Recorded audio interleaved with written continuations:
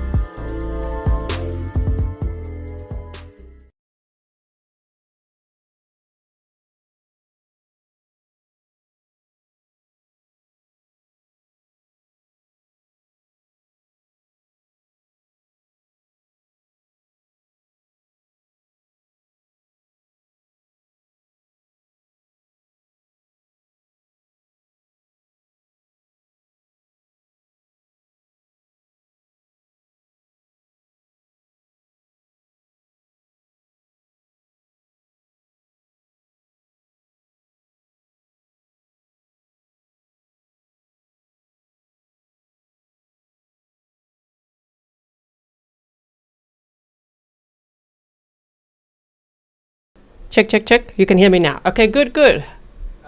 Hold on.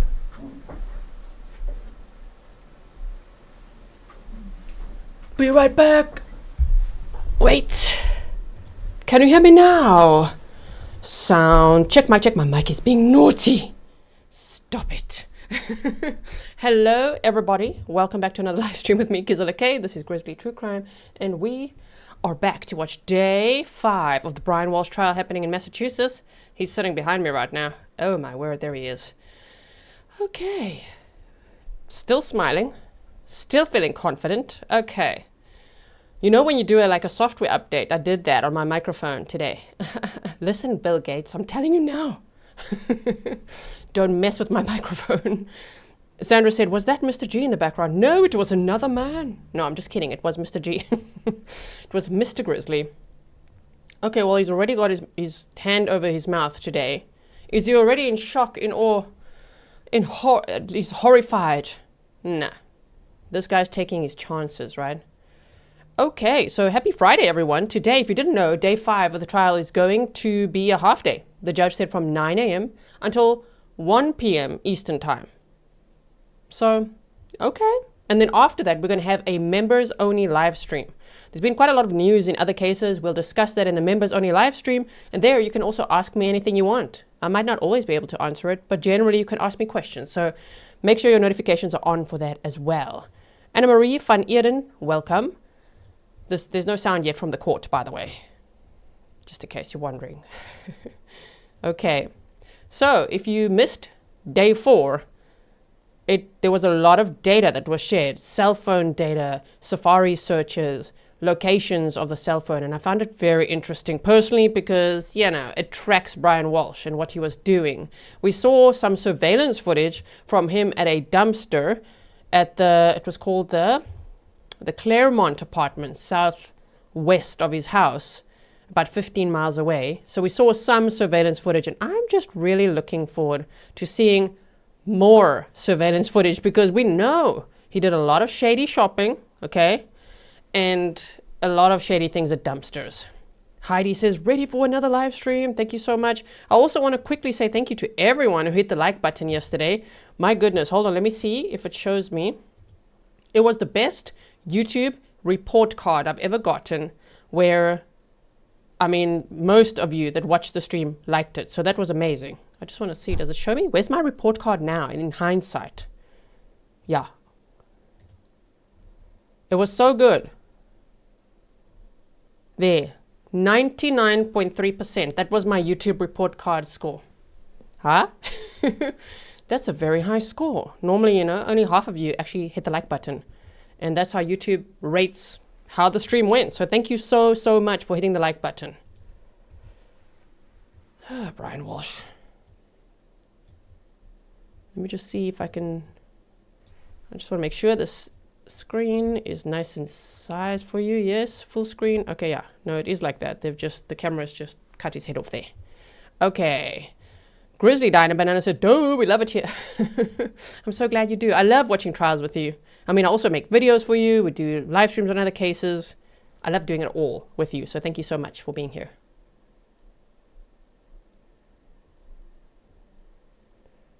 What is he saying to himself again? I'm grabbing a tissue and I shall mute myself. Hold on.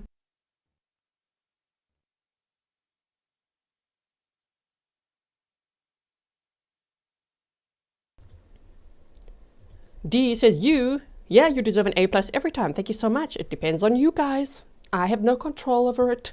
Paula, welcome. And Charlie P, thank you for being a member for 11 months. You said, proud to be a Grizzly watching from my sick bed. Hope you feel better soon. You said, bear hugs to you all and to you. Me adjusting my earphones as if I would be able to hear what Brian Walshe is saying to himself. What are you saying there?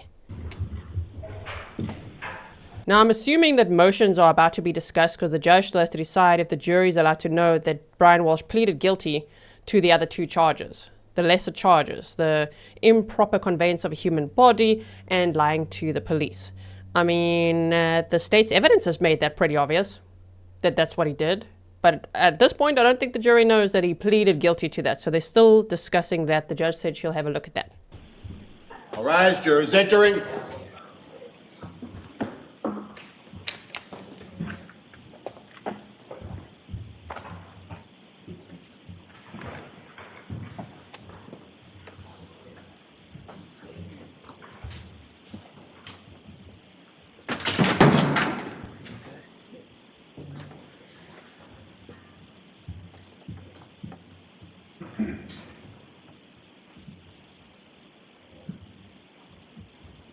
Hear ye, hear ye, hear ye. All persons have anything to do with the Honorable Justice Diane Freniere, Justice of the Norfolk Superior Court. Draw near, give your attention, you shall be heard. Let's have a call of the Massachusetts in this honorable court. Please be seated. Please turn off your cell phone. He looks so calm while saying it. It's this guy right here. You know? He's got a very loud voice, but his face just, it looks so calm. Just hear he, but it's like hear he. Everybody open your notebooks, okay? So we are ready now for day 5 of the Brian Walshe trial. Here we go.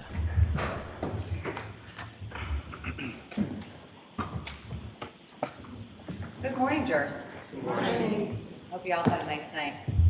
Jurors, we'll start today with the questions that we have every morning. Jurors, were you able to comply with my order that you not speak to anyone about this case? Yes.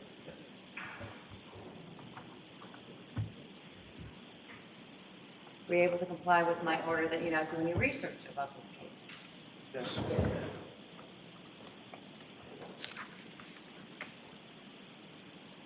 Were you able to comply with my order that you not access any social media or any news media? Yes. Every day we have to answer no, isn't it? No, we were not able to comply with that at all. Spacey Dove, thank you for your $20 sticker. You said, bye-bye, I'm mama's boy, right? This guy's going to get so L-whopped. He's so guilty. Oh, my goodness.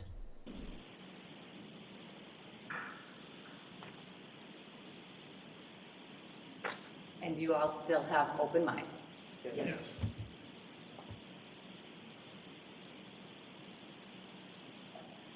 First, again, thanks for your obedience to those rules. We're ready to begin today's work. The record should reflect that all jurors have answered yes to all the questions. You can come back on the stand. Thank you, Your Honor. We're continuing on with Trooper Keefe.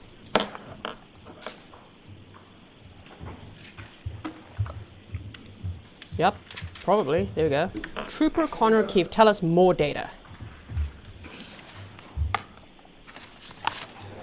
Somebody says, Court Lurker, love the pic of Anna today, right? Thank you so much to Grizzly Cat for finding this beautiful picture and editing it to also brighten the colors and everything of the picture of Anna Walshe that we have over here. So yes, okay, Tracy. Damn, Tracy is an OG. You were there from when I had just I don't know how many subscribers, like 150, 200, something like that. Tracy, thank you for being a member for 49 months. A fabulous moderator, mod manager. And you said, happy Friday, Grizzlies. Please like. Thank you so much.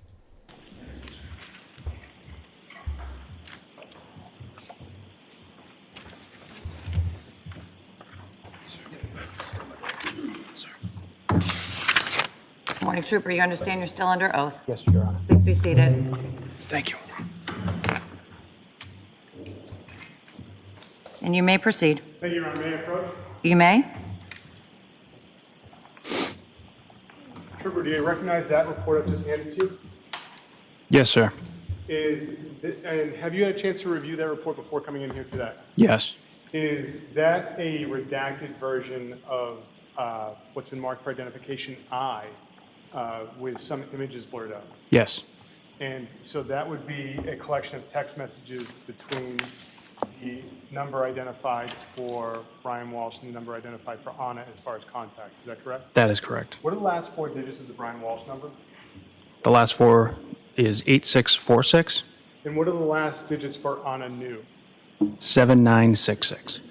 Your Honor, the Commonwealth would seek to have this marked as the next exhibit, the redacted version of Anna. Any objection? No objection. The Celebrite report between the interactions of the phone ending in 8646 to 7966 is now in evidence as Exhibit 169.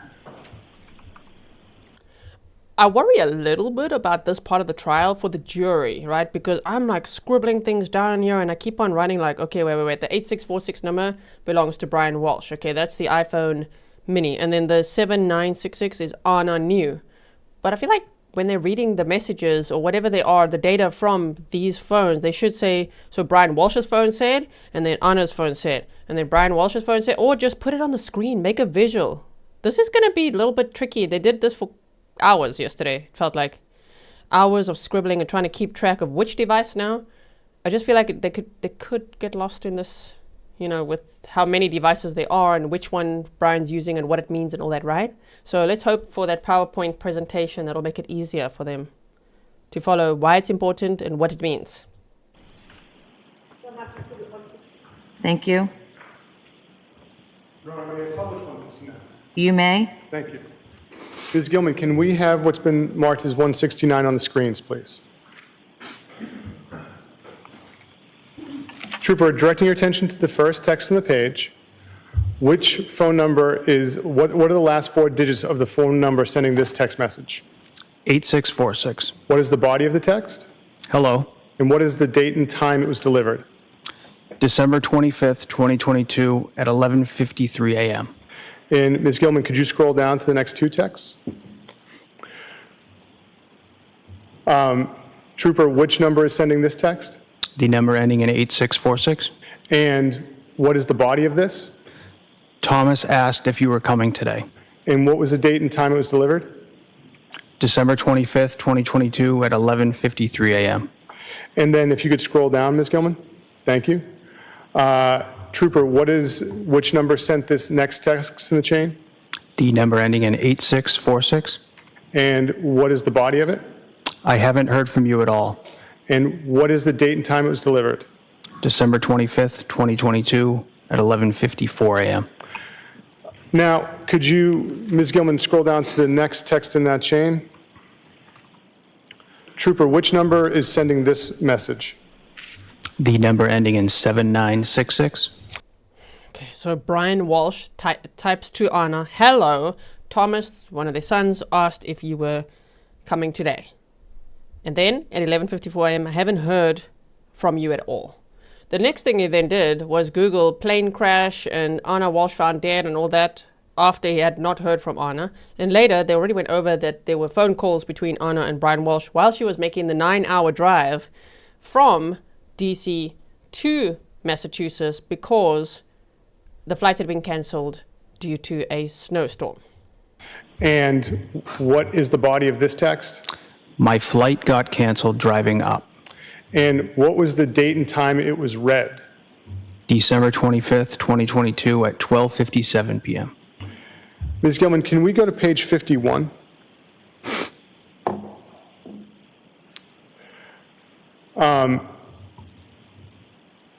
Trooper, this top text on the page, which number is sending it? Could you scroll up a little bit? Yep. I guess you'd have to go all the way up to 50.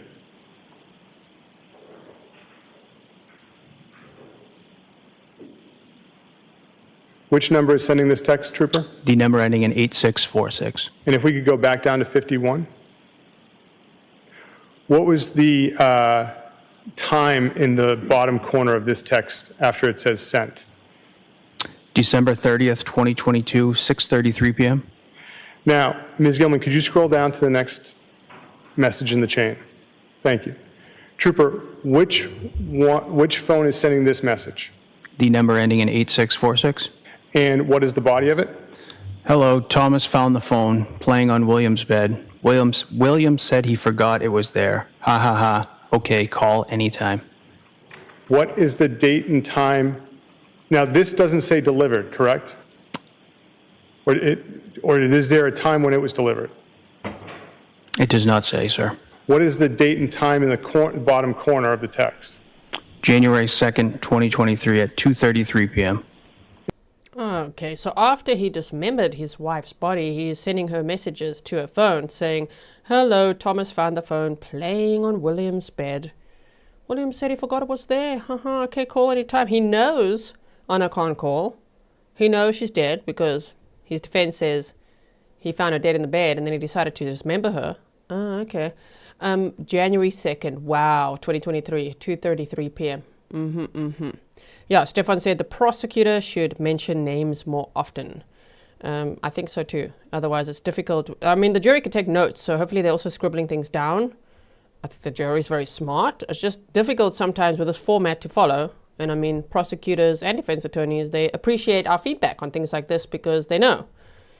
If some of us can't follow this, if it's like all over the place with this device and that device and this, that, no, then the jury's not following either. We are an international mock jury, right?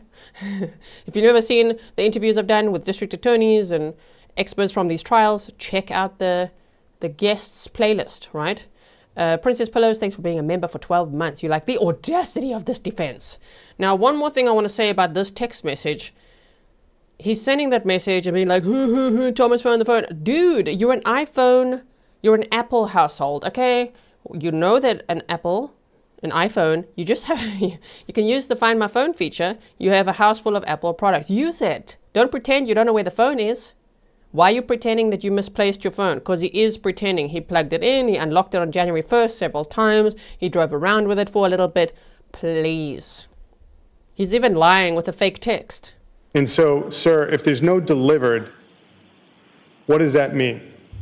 I don't believe it was ever delivered to the intended recipient. But there's a date and time. Is that when the text was written? In the bottom right? Yes. That's when it was sent. That was when it was sent, because there's a status saying sent. Correct. Okay. Can we scroll down to the next text? Trooper, which phone number is sending this? The number ending in 8646. Could you read the body of this? Hello, where are you? Please call, text, or email. Exhausting day with the boys, and we had fun. Going to bed early. Big day tomorrow for everyone. I still love you. Ha ha ha. Well, it wasn't ha ha ha. Let's get it right, sir. It was just ha ha. Okay, sorry. Hello, where are you? He's sending this to Anna. He knows she's dismembered. You know what he did on January 1st and 2nd? You better know by now. We went over it a few times, right? But he's like, big day with the boys and we had fun. Oh, really? Really? What all did you do? Did you drop them off at daycare? Not on that day. It was the 3rd and 4th, I think. But on this day, he went to that Press juice bar with his son, and he went to Home Goods to buy all sorts of things. The day before, he went to Lowe's and CVS and Stop and Shop. And on the 3rd, on this day, I think this was the dismemberment day. Because on the 3rd, he then went to those 3 apartment complexes to throw away trash that was never collected, and they've never found Anna's body. And they said it looked like quite heavy items. You know what I mean? Like heavier than towels, for example, like body parts. So, yeah, okay. And what is the date and time in the bottom? January 2nd, 2023, 7:18 p.m. And does this note if it was delivered? It does not. Could we go to the next page, page 52? Which number sent this message, sir? The number ending in 8646. And what is the body of it? Hello. And what is the date and the time? January 3rd, 2023 at 6:39 a.m. Does this denote if it was delivered? It does not. Could we have the next text? Which number sent this? The number ending in 8646. And what is the body of it? Where are you? And what is the date and time of this? January 3rd, 2023, 6:39 a.m. And this has a status of sent? Yes. Could we have the next message? Which number sent this? The number ending in 8646. And what is the body of it? I'm worried. Please call or email. And what time was this sent? January 3rd, 2023, 6:39 a.m. Could we go to page 53? Which number sent this message, sir? The number ending in 8646. What is the body of this? Where are you? I just called and it went straight to voicemail. Calling you in Viber now.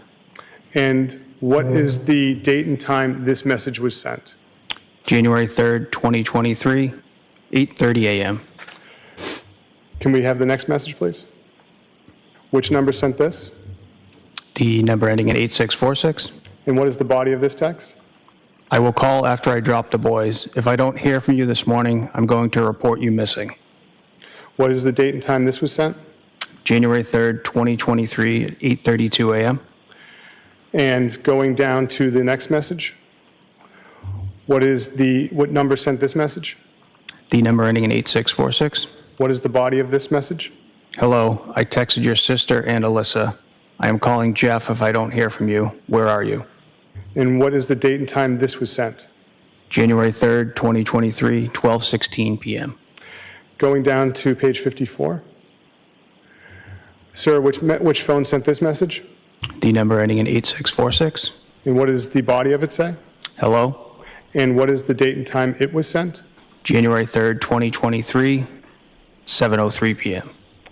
Now, remember the previous message when he's like, hello, I'm worried, all of that?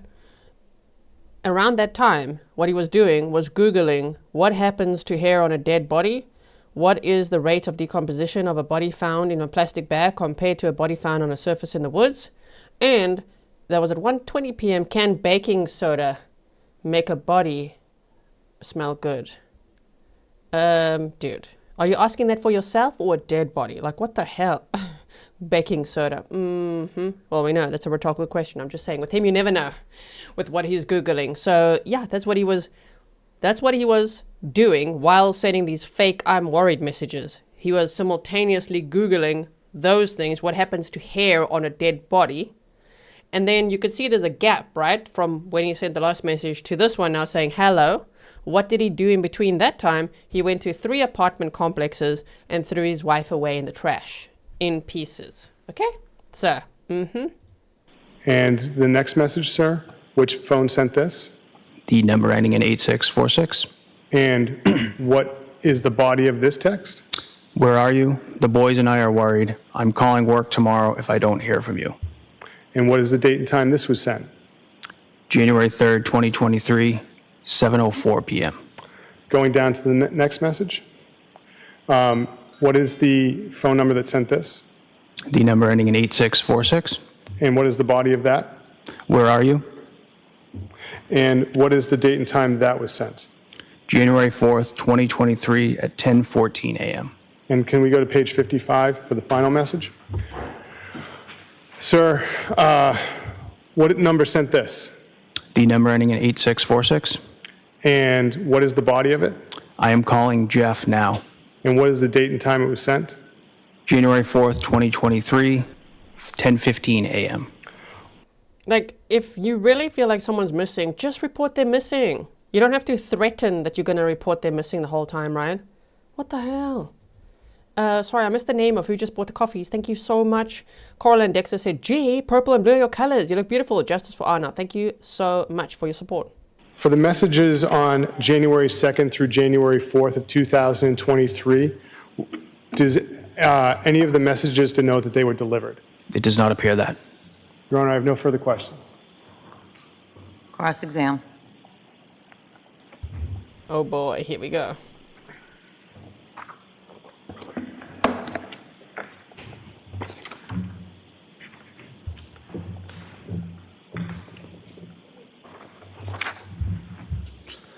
Morning, sir.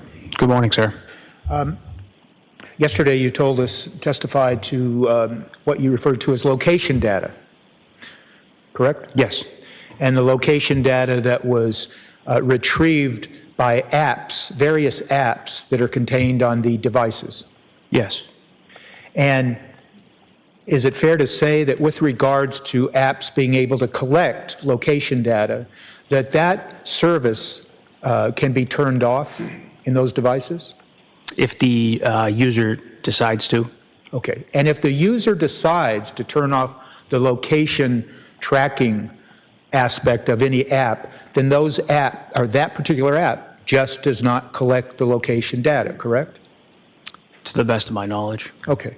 So to the best of your knowledge then, if someone knew how to turn off the location data for all the apps on any device that they were using to go from point A to point B, you wouldn't have that data that you told us about yesterday. The phone collects quite a bit of data at all times. I thought you just answered the second to last question. To the best of my knowledge, if you turned off the apps, the device would not collect location data. Well, app-specific location data. Yes. I'm sorry, you're going to have to speak up if you don't mind. You're asking about app-specific location data, correct? All right, yes. Okay, yes.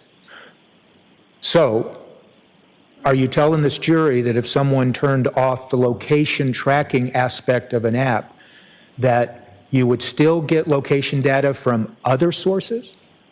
There's a possibility, yes. Possibility, all right.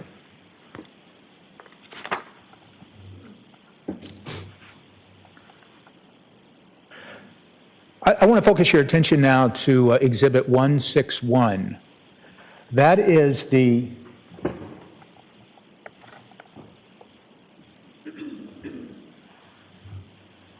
that's the Safari search history. Okay, yes. When you say okay, you mean yes? Yes. Is that what you mean? Okay. I don't want to confuse you. If I ask a question, just tell me, ask it again, and I'll... Yes, sir. That's the Safari search history of the Apple iPhone 13 mini, and it ran a date range of December 25th, 2022 to January 4th of 2023. Is that right? Correct. And then that same exhibit, and I think it was referred to yesterday, contains what was referred to as Chapter 2. Do you recall that? And the Chapter 2 is the Safari web history of the same device that runs from December 31st, 2022, from 9:28 a.m. to 9:31 a.m. Correct. Is that correct? Yes. And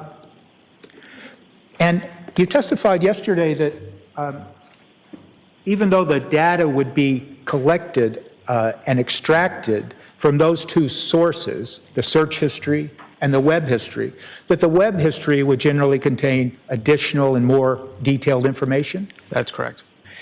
And who was it that decided then to limit the web history information included in Exhibit 161 to only one day for just a couple of minutes? It was a decision by the prosecution team. Okay. And so you told us yesterday that you work for the Norfolk County District Attorney's Office, correct? Yes. So, and you told us yesterday that you're an investigator, correct? Yes. And so as part of your role as an investigator with the Norfolk County District Attorney's Office, is it fair to say that you take direction from the district attorney that's prosecuting a particular case? More collaboration. We bring the investigative piece, and they bring the legal advice and piece to the case. Do you ever then inform the district attorney, whoever it is that you're working with on a particular case, that, for instance, web history would have additional information that might help explain entries that were found in the search history? I present the data that is extracted from the device. So my question was, do you ever take the time to explain to the district attorney assigned to the case you're working on with them that the web history would contain additional information in addition to the search history? Yes. So in any event, with regards to Exhibit 161, you were instructed or advised to only include the web history for one day, December 31st, and only for a few minutes. Well, that particular searches were on Apple Maps, which were contained on Safari history, search history. This Trooper Keefe, he doesn't have a poker face, hey? I don't have one either. I think you guys can always tell what I'm thinking based on what my face is doing. Okay, he's just like not having the most fun right now. He's like, wow, this is gonna be so fun, right? And the whole time he's like, you know, he's doing the annoyed marbles in the mouth thing, and then looking maybe at the door. I think the door's actually, he can look straight at the door. But the thing is, he's looking the whole time. Get me out of here. Just get me out of here. You're going to be here for a while. Sir, just buckle up. You're going to be here for a while. I'm telling you, Mr. Tipton, he's going to cross-examine you for ages. Were you instructed not to include certain information in Exhibit 161 then? We had the date range of December 25th, 2022 through January 4th, 2023, sorry. And what about the web history? Were you instructed only to limit the inclusion in Exhibit 161 to that one day, December 31st? We only chose to do that specific, those specific searches from 9:28 to 9:31 a.m. Okay. I'm just going to ask, and it's probably me. I can barely hear you. Sorry, I'm sorry. I might be going deaf. that's fine. Officers, are you able to hear? And Great. Shame. Rob says, thank you for your excellent trial coverage, G. Justice for Anna Walshe and her family. Thank you so much for your support, Rob. Thank you all for the stickers and all the support that you show. I really appreciate it. Yeah, okay, that's a good pause face as well. Like, oh no. Yes. Settle in, sir. It's going to be a while. apologize. That's my concern. But you need to be able to hear him as well. I'm concerned about that, I understand. Attorney Tipton. I understand. Do my best.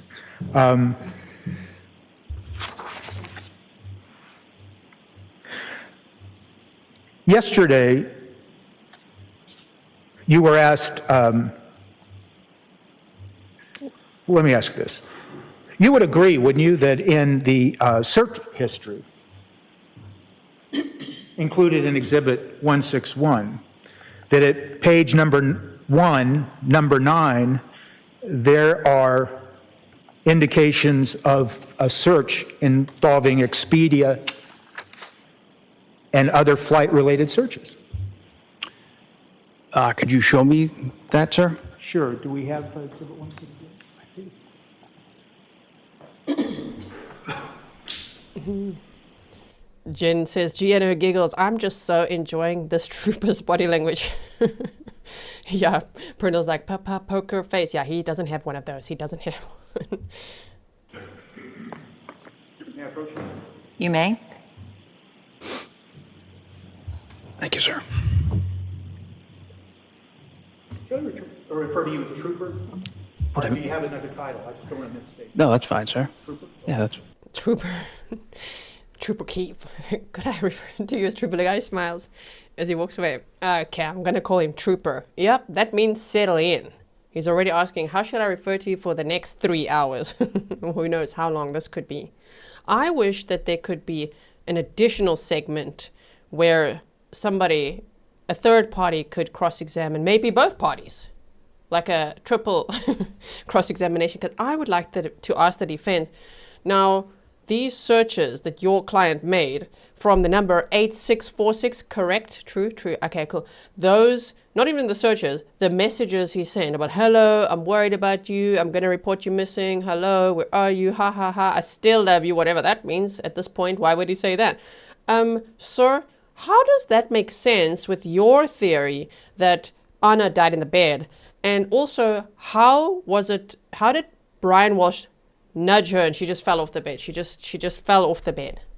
Why? That doesn't make any sense. And also, if he knew she was deceased, panicked, decided to do something that no one else would do, which is dismember his wife and throw her in the trash, pleads guilty to it, please tell us, sir, what any of this matters and why he was doing this, okay? If it matters, why was he pretending that she's still alive? Because that shows deception, right? Correct? True? I have so many questions. I would ask the state as well, why? Is this because you worried the defense will go after this? Meaning, why don't you say Brian Walsh's phone, Anna Walsh's phone? Thank you, Jan Gould, not only for my sticker, thank you for spoiling the mods with coffees. So yeah, could there be a third segment? I have questions. And I would also like to cross-examine Trooper Keefe. Sir, you don't have a poker face, do you? So, Trooper Keefe, I want to focus your attention now to page 1 and the entry number 9. Am I correct in saying that that references a search related to Expedia? That's correct. And that search occurred at 12:25:22 at 11:39 a.m. Is that fair to say? Yes. And those searches related to Expedia, they continue through record number 20 at page 2. Is that correct? Yes, it goes from Expedia to Check a Flight to Check a Flight JetBlue. All right. So yesterday you told us and you testified to one entry having to do referring to JetBlue, correct? Yes. There's a number of searches in Exhibit 161, isn't there, that have to do with searches for Expedia and flight information? Yes. And once again, if you were to look at the Safari web history of the same device for this same information at the same time, you would find more information and put context into that search. Is that accurate? Yes, there would be more information. Okay. But as you sit here today, and based on what is and is not included in Exhibit 161, you can't give us more context to any of those searches regarding flight information, can you? No. Yesterday, and I'm going to ask you to turn to page 4. Yesterday, you were asked questions about an entry on page 4, record number 42. Am I saying that right when I refer to record number 42? Do you understand what I'm talking about? Yes, sir. Thank you. That was a search regarding what? Number 42. Would you like to read the date, time, or just the search term, sir? You can read it anything you want, yes, to make it complete. Item 42, the search occurred on December 25th, 2022, 12:28 p.m., and the search was Xmas Day plane crash. Okay.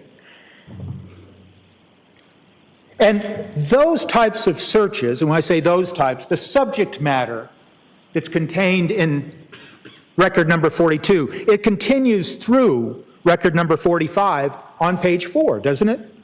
Yes. And that is timestamp 12/31/03 at record number 49. Correct. Now, yesterday you were also asked about a specific reference, and once again, page 4, record number 53. And that's the record that indicates Anna Walshe found dead, correct? Correct. And those searches continue through 12:45:58 on page 4, don't they? Yes. And why does that matter? Anyway, Scotty Digital said, gee, where do you rank this defense theory in the list of the most ridiculous LWARP defense theories like Stauch, Edelson? This one's a winner. Scotty, this one wins. Oh my goodness. This defense theory, wow. I mean, I don't know what else they could have come up with. What else could they say? Especially since he pleaded guilty to dismembering his wife's body and lying to the police. What could the theory then be? Oh crap. Yeah, no, I don't know. It's difficult to come up with it. Just plead guilty to all of it. If you're going to do 2 out of the 3, why not, right? Thank you so much, Barb.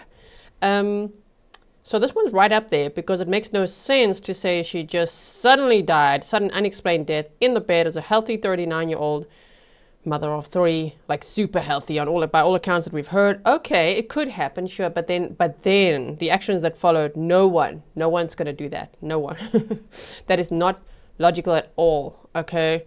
So yeah, this one, I think it wins. I think it's the winner. Nelia said this attorney for sure watches the feed afterwards. He stopped shouting, at least for now. Thanks, G, for covering the trial. We do appreciate it when the defense watches our feeds as well. Maybe we should say it more. Maybe they don't know we appreciate it. We do appreciate it. We snark a little bit. We appreciate it, though, when they all watch. Because we know, remember, Attorney Cotton. What trial was that? Maxwell Anderson. The pen clicker.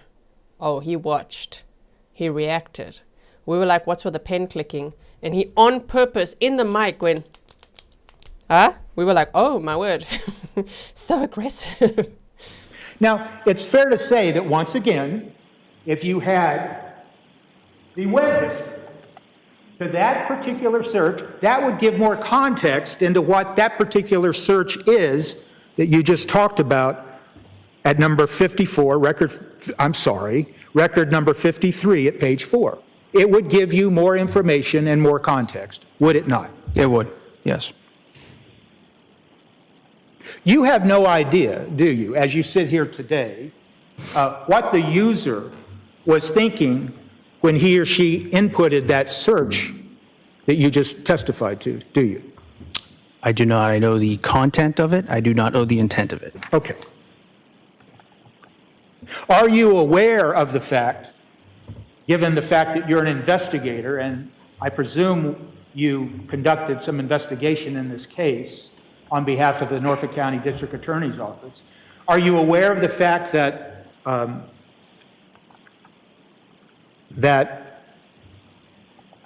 Mrs. Anna Walshe, her flight was canceled on 12/25? Yes. And did you investigate the circumstances of that cancellation?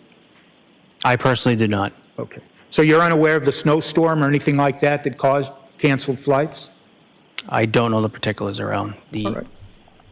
Are you qualified in meteorology, sir? Do you know the weather? Do you know there was a snowstorm in D.C.? Why was that flight cancelled? Why did the other flights in the afternoon continue? True? Correct? Huh? I want to focus your attention once again at Exhibit 161 to a number of searches that began at record number 445 at page 30. Page 30, sir? Page 30. And it's record number 445.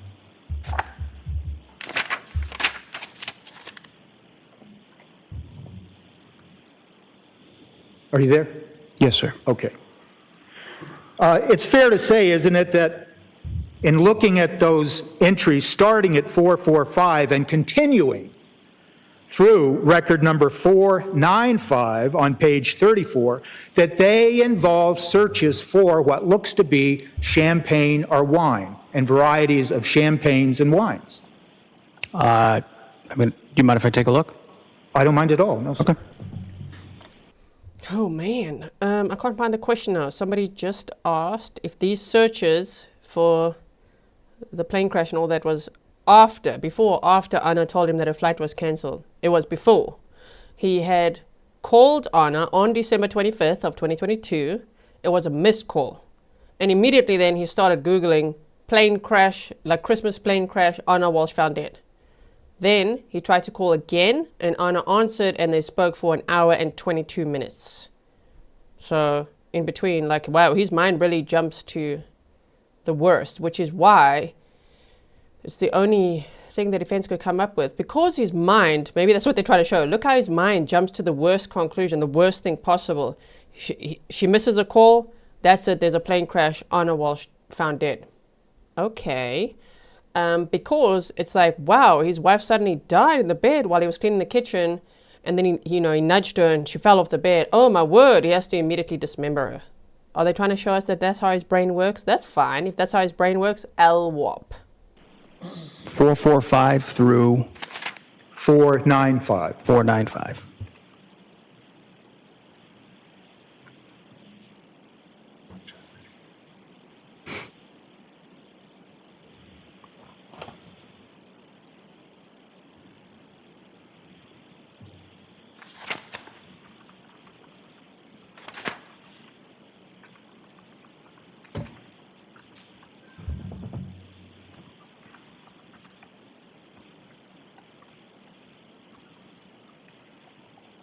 Sir? Yes, that appears wine and champagne Okay. through those searches. And it's fair to say, isn't it, that you've carefully reviewed all these records, haven't you, before you testified here, starting yesterday? Yes. And if you turn to page 62, beginning at record 924, and I'd ask you to just run through up to page 63, record number 943. Once again, a number of searches regarding champagne or wine or things like that.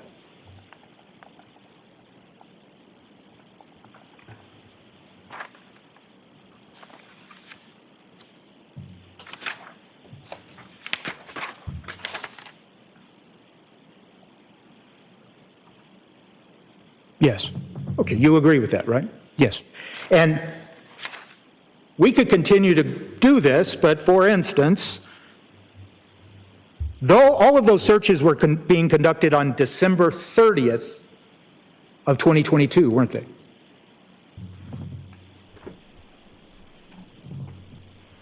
Can we go back to the corn buffet? Tell us what else he was searching. Okay, no, we don't want to go back to that. Debbie says, okay, I'm late to this trial, so they never found a body. Is that right? That is true. They never found Anna's body. They just found trash bags containing lots of incriminating evidence with DNA, Anna's DNA, and Brian Walshe's on the items, including Anna's clothing, her car keys, her shoes, her lipstick, her earphones, hair ties, COVID-19 vaccination card, her Prada purse, her watch, her jewelry, and all sorts of other things that he bought, which he, they've got surveillance, location data, everything that he bought. Things at Lowe's and Home Depot and Home Goods and all over the place, but a Tyvek suit, a hatchet, a handsaw, a hammer, snips, all of that. That was all in the trash bags that they found, but they never found her body. The ones from line 924 through 943, yes, they were on December 30th, 2022.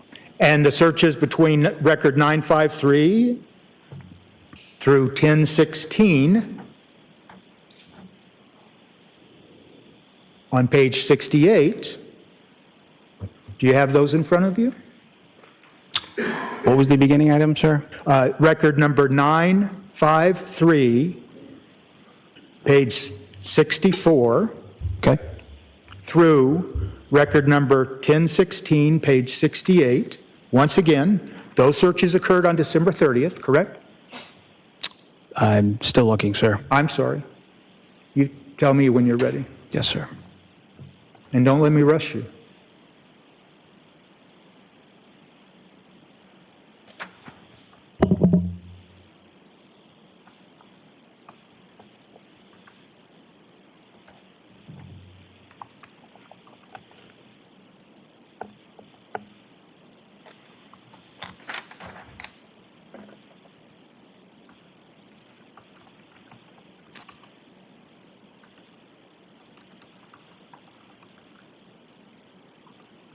Yes, those searches occurred December 30th, 2022, between approximately 7 p.m. to around 7:15 p.m.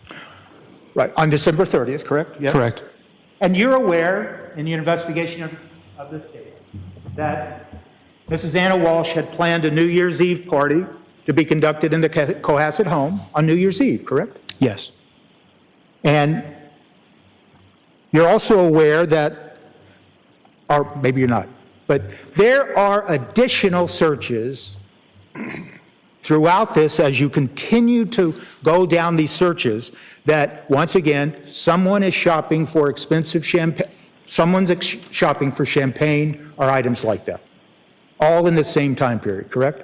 Yes. Now, yesterday, you were asked specifically by the government to testify to an entry number, record number 1069 at page 72. Can you find that? It's at 8:38 p.m. on 12. He's looking at the jurors, huh? When he looks that way, he's looking at the jurors, right? He's like, guys, just honestly, sir. 12/30/2022. record number 1069 at page 72. Yes. And you testified yesterday, and you were asked what that search was, and you stated to the jury, "I'm good." Correct? Yes. And you didn't give any other context to that, correct? Correct. As an investigator in this case, you are aware of the fact that there is a movie named I'm Good, correct? Yes. Okay. And you're also aware of the fact that if you were to look at the search web history related to that search, that it would further explain and give context to that search and that I'm Good is a movie. Is that fair to say? I would have to see the web history itself, sir. Okay. So you would agree. There's also a song, okay. Sir, see, I want to cross-examine the defense again now, just quickly, just a third segment. Sir, you are aware that there's also a song called I'm Good, in brackets blue. It's a song by a French DJ and record producer David Guetta, an American singer-songwriter, Bibi Rexha. Did I say that right? Okay, and the movie? What's the movie about? I'm Good. Is it a short movie, that one? I don't know. Maybe you just, based on Brian Walsh's Google searches, you just don't know why he was typing in I'm good. Maybe he wanted Google to tell him he's good. He's a good boy. Trooper, that search that you were asked specifically about yesterday, I'm Good, at record 1069 at 838, that search regarding a movie occurred in between all this all these searches going on having to do with champagne and wine and everything else, correct? This occurred after the ones you had me read prior. I would have to look if there are searches containing wine and champagne after, sir. Well, let me focus your attention then, and that's a certainly fair and accurate response. Why don't you look at page 72, the same page, and record number 1078.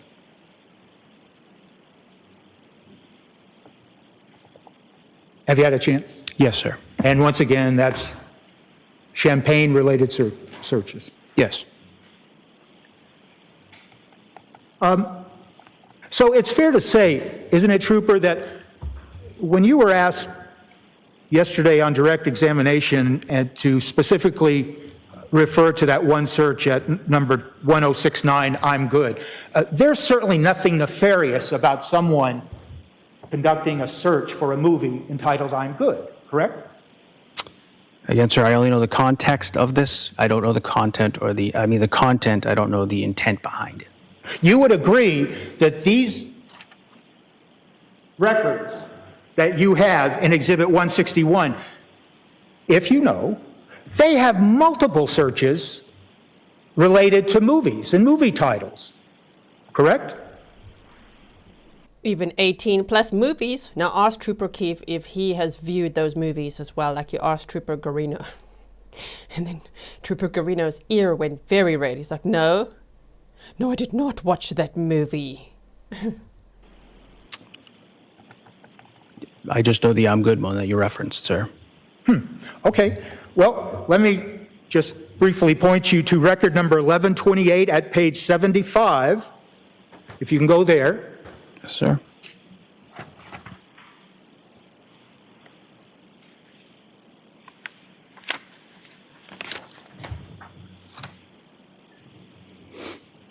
Are you there? Yes, sir. Starting there, if you could just start there, that looks like a reference to a movie or a movie clip, correct? 1128 Yes. states tone MOV, TOE-MOV. Do you know what that refers to? I do not. Okay. Just now run through the searches and up to and including number 1147, page 77. Can you do that?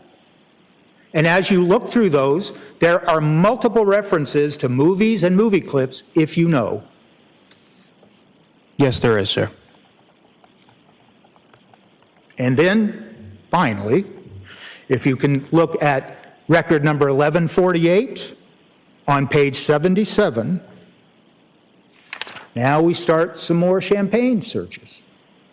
Is that accurate? Yes, it is, sir.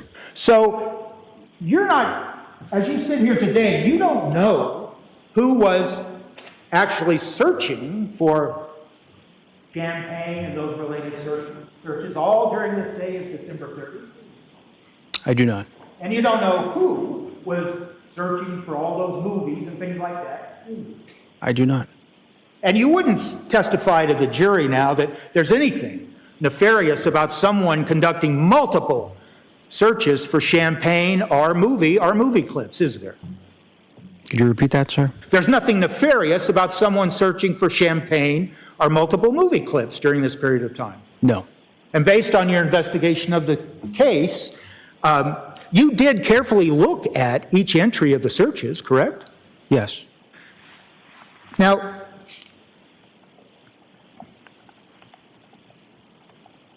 once again, yesterday specifically, and you can turn to record number 1271, page 85, you were asked specifically yesterday by the government to look at that search. Can you look at that one again and tell us what it says?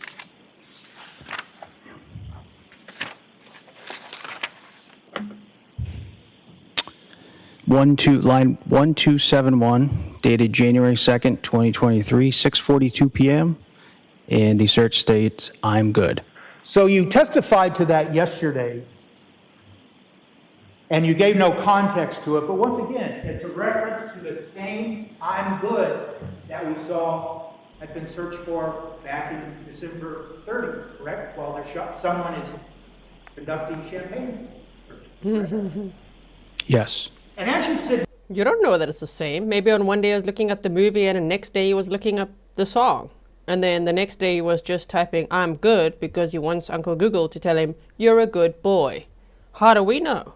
Emma, thank you for your sticker and welcome to membership. We'll have a members only stream later. Hope to see you there. here today then, you can't tell the jury that there's anything suspicious about, or nefarious, that's my word, about this search you were asked about yesterday that was conducted on January 2nd of 2023 at record number 1271.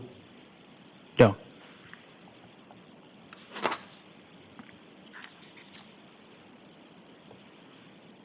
Trooper, I'd like you to look at record number 1170 at page 78. That occurred on December 30th at 11:16:34 p.m.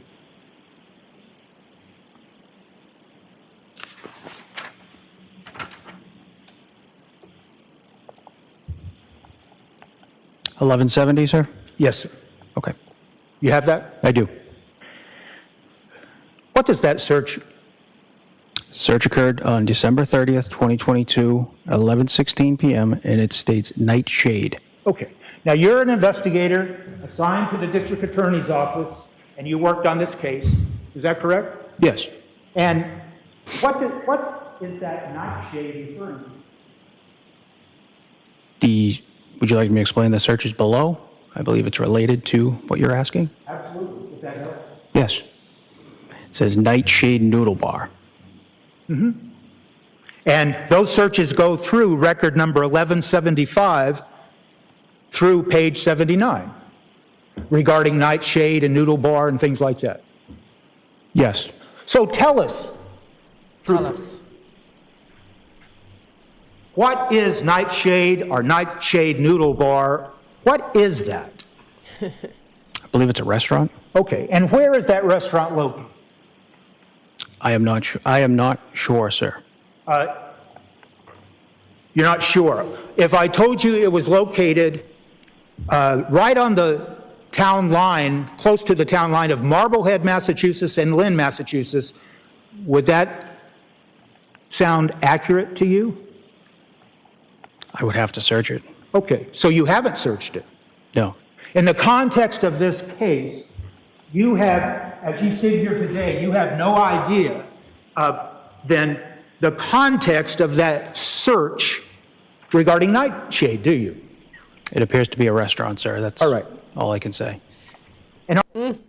Searching a noodle bar. What?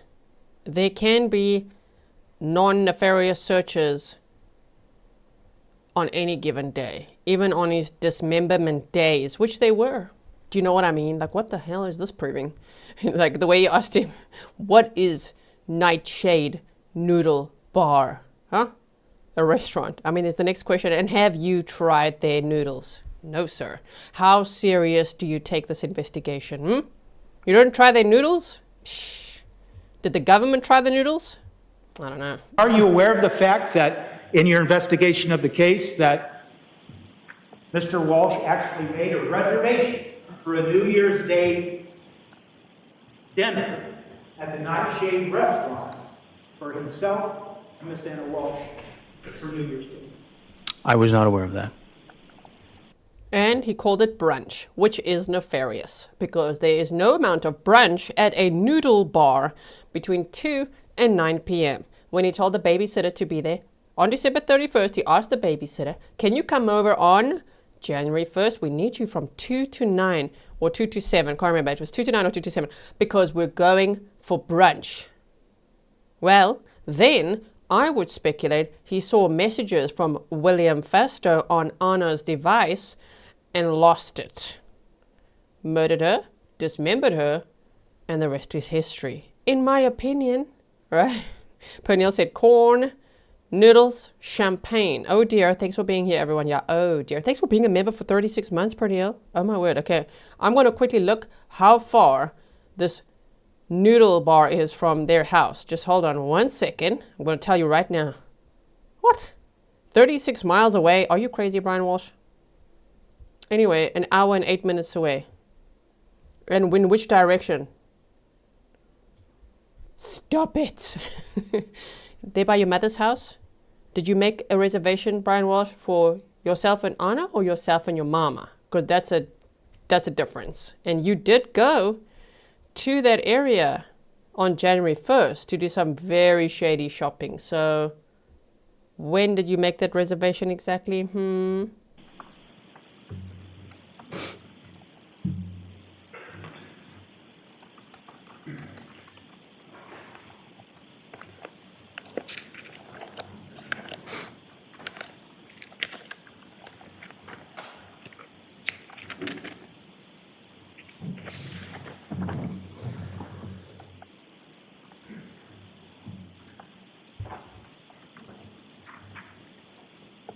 I would ask at this time to have this plug for ideal. And it looks like it's $100+ on average per person. It looks pretty fancy. It's a fine dining restaurant. 4.6 stars. Okay. So Brian Walshe, who earns no income and is about to owe the government $420,000 in restitution for all the fraud he's been committing. You want to take your wife, Anna, for brunch near your mama's house to a fine dining restaurant with the money you don't have? So you're going to spend her money again, like you did, like you used her credit card for that sports memorabilia? He was probably using a card for all that champagne as well, while he's on his little ankle monitor at home. Not looking after the kids because they're at daycare from 8 a.m. to 6 p.m. He's busy watching corn. Thank you so much, Latte Lou 68 for your sticker. You said, G, you are the best to watch a trial with. Thank you so much. Sure. Anybody want to show it to me? That'd be a good idea. Yes, let's look at Brian Walshe. He's like, yes, it was a fine restaurant. I do like that. And amazing as well that they open on the 1st of January. Damn. Sure. It's not like that in Switzerland. Even in Switzerland, everything is closed on a Sunday, you know? So I don't know. 1st of January, Noodle Bar, fine dining. They're open for business, of which Brian Walshe had none. You gonna swipe your wife's credit card for that, bro? Or you gonna take yourself and your mama? What? Mary said, I have a new name for BW, Noodle Boy. He actually looks a little bit embarrassed now. Or tired. I don't know. Can't tell. Let's see. Yes, I will have that. Yes, I'll have the noodle. Adjust tie. I'm very fancy. That's what he's thinking. I'm a very fancy boy. Yes, I do go to fine dining restaurants, everyone. And I do look up champagne, Porsches, It's sports memorabilia. I also steal fine art from my father, my deceased father, and I also commit fraud. But I'm a very, very fancy boy. Thank you. May I approach you? Yes? Sir, you all set with this? Pardon? You leave this here? Okay. Trooper, I'm just going to show you what's been now marked for ID as Exhibit J. Have you ever seen that before in your examination of the iPhone?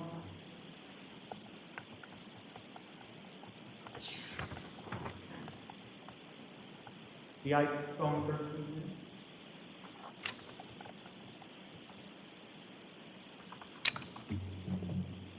I reviewed the messages. I don't specifically recall this one.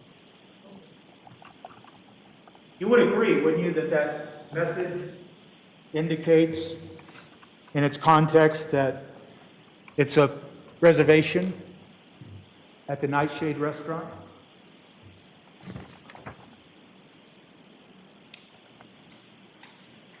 Yes, sir. And what is the phone number that it was created from? The phone number ending in 8646.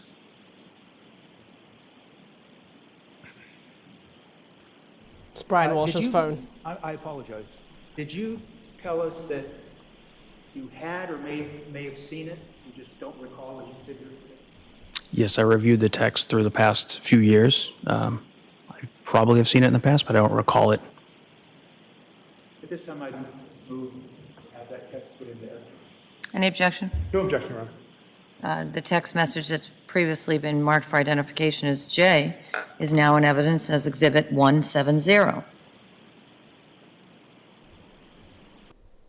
So the alleged killer had plans for January 1st. Guess what? Things changed on December 31st, or early morning hours of January 1st, 2023. Things changed. Okay, but anyway. Thank you. So is it accurate to say then, Trooper Keefe, that with regards at least to this particular text and the information that it contains, that to the best of your knowledge, nobody from the Norfolk County District Attorney's Office, such as yourself, as an investigator, went up and talked to anybody at Nightshade or tried to get records of any reservation that had in fact been made on 12/30 for a dinner date? I did not, sir. Okay. And if it was a dinner date, why'd you call it brunch to the babysitter? Just wondering. Trooper, I'd ask you to look at Exhibit 161 at record number 1250 at page 84.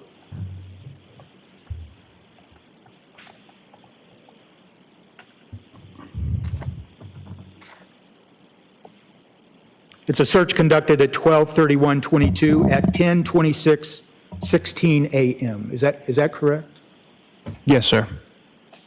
And if you will, sir, follow that search up to and including record number 1270 through page 85 that ends at 6:42:54 p.m.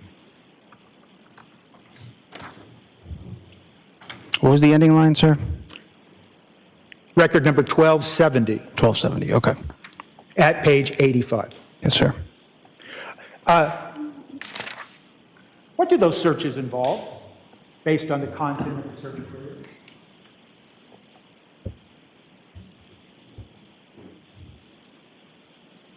These searches appear to be kids' play places, how to file for a charity, can you donate your lottery winnings, how to file a 501c3 for a church. It's fair to say that those searches involve queries about charities and how to file charities related to a church or things like that, based on the search queries, correct? Yes. And do you know what a 501c3 is?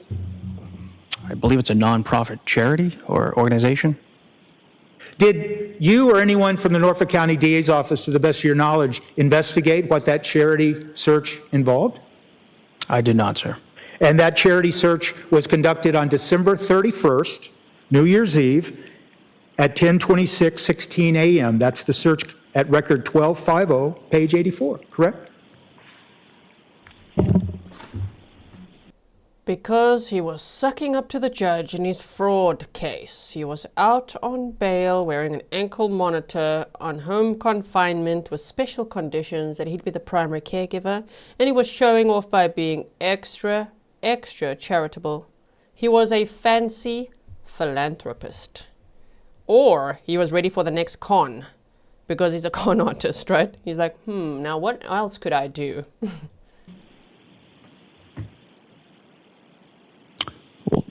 1250, sir? Yes. 1250 is, can you donate your auto winning tax-free? Okay, I'm sorry. It doesn't specifically include the word charity. It does not. Thank you for correcting me. As you go down to the next searches, 1252 on, it specifically starts talking about charities and 501c3s. 1256 begins the searches for filing a charity. Thank you for correcting me. No one went and tried to find out what that was about. I did not, sir. Okay. Yesterday you were asked specifically, sir, to tell the jury what was a search at record number 193, page 14. Can you turn to that? It's page 14, number 193.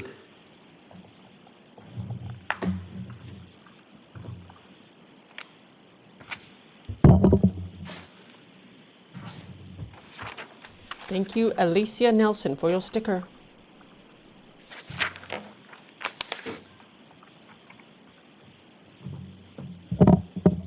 Are you there? Yes, sir. And you were specifically asked what that search was about, and you told the jury it was about Autobahn, correct? Yes. And you were asked nothing else about any of the related searches that go through record number 198 regarding Autobahn, correct? Correct. And some of those searches specifically state Autobahn USA, correct? Yes. What is Autobahn USA? I believe it's a car website or Okay, vehicles, so, motor vehicles. okay. And are you aware, based on your investigation of this case, that, and based on the content of the text messages between Anna Walshe and Brian Walshe, that Anna Walshe had asked Brian Walshe to buy her a Porsche? Yes. And are you aware of the fact that they talked about him buying her a Porsche in the text messages? Yes. And are you aware of the fact that he sent her pictures of a Porsche, in fact, 2 Porsches that were for sale? Yes. Are you aware of that? Yes. And are you aware of the fact that that took place on December 25th of 2022? Yes, sir. Did you ever go out in the context of the investigation of this case and talk to anybody at Autobahn to see if Mr. Walshe had appeared and was talking about buying a Porsche for Anna Walshe around Christmas time of 2022? I did not, sir. Okay. So I want to focus your attention to record number 418, page 29.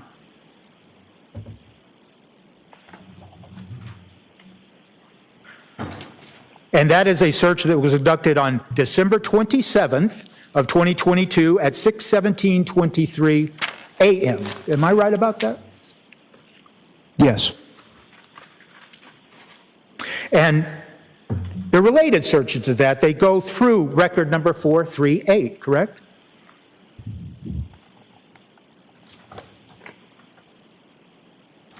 Correct. Those searches are related to a Verizon store, correct? Yes. And they're actually location searches in some instances of a Verizon store, correct? Yes. And it's a Verizon store located in D.C., correct? That is correct. It's not a Verizon store located in or around the Cohasset area, is it? No. And are you aware of the fact, Trooper Keefe, that on or around December 27th, contained in the text messages that have now been introduced into evidence, that Ms. Walshe stated to Mr. Walshe that her phone wasn't working properly at the same time on 12/27. Yes, I do recall those. And that she told him words to the effect of it just literally stopped working, or words to that effect. There was something to that effect, yes. And he texted her back and said words to the effect of, do you want me to get you a new phone, or do you need a new phone, correct? I believe it was something like that, sir. Then in the early morning hours of December 28th, Mr. Walshe sent her information about, well, here's a Verizon store in DC that you might go to if you need help. Yes. And she responded, thank you. Do you remember that? I remember the messages about the Verizon store.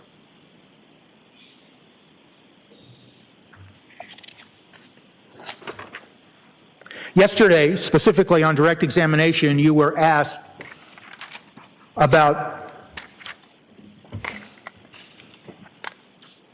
a search conducted at record number 1368, page 92.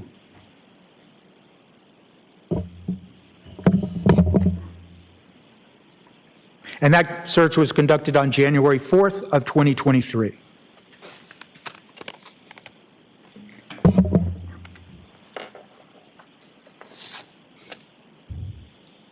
Sorry, sir, what was the line again? I just got to the page. I'm sorry. Record number 1368, page 92. Okay. You were asked about that yesterday. Yes, I was. And you told this jury it was about the Mazda building. The crossing building. Oh, the crossing building. Yes. But you weren't asked for the context or anything of the sort. You just simply told the jury what the search query was, correct? That's correct. I want to ask you now to go back to record number 804 at page 54.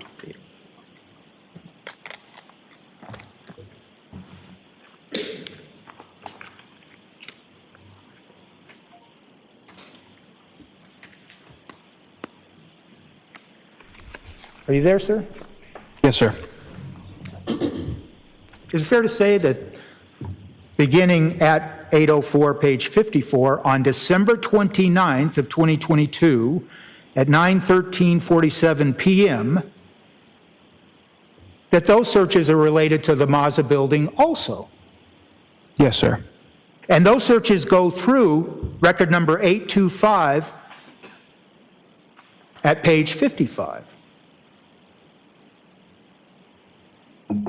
Yes, the Mazda building, crossing building. Correct. So yesterday, you weren't asked about those searches that go back to December 29th. You were only asked about the search on January 4th. Is that correct? No, I believe I was asked about those searches prior to. All right, fine. Then I'm Yes. wrong. Do you know what the Mazda building is? It's a building in D.C., I believe, near where Anna Walshe works. What about the crossing? I don't know the specifics, just building in D.C. As an investigator in this case, and since you were asked specifically by the government yesterday to tell the jury about those searches, you went and investigated, didn't you?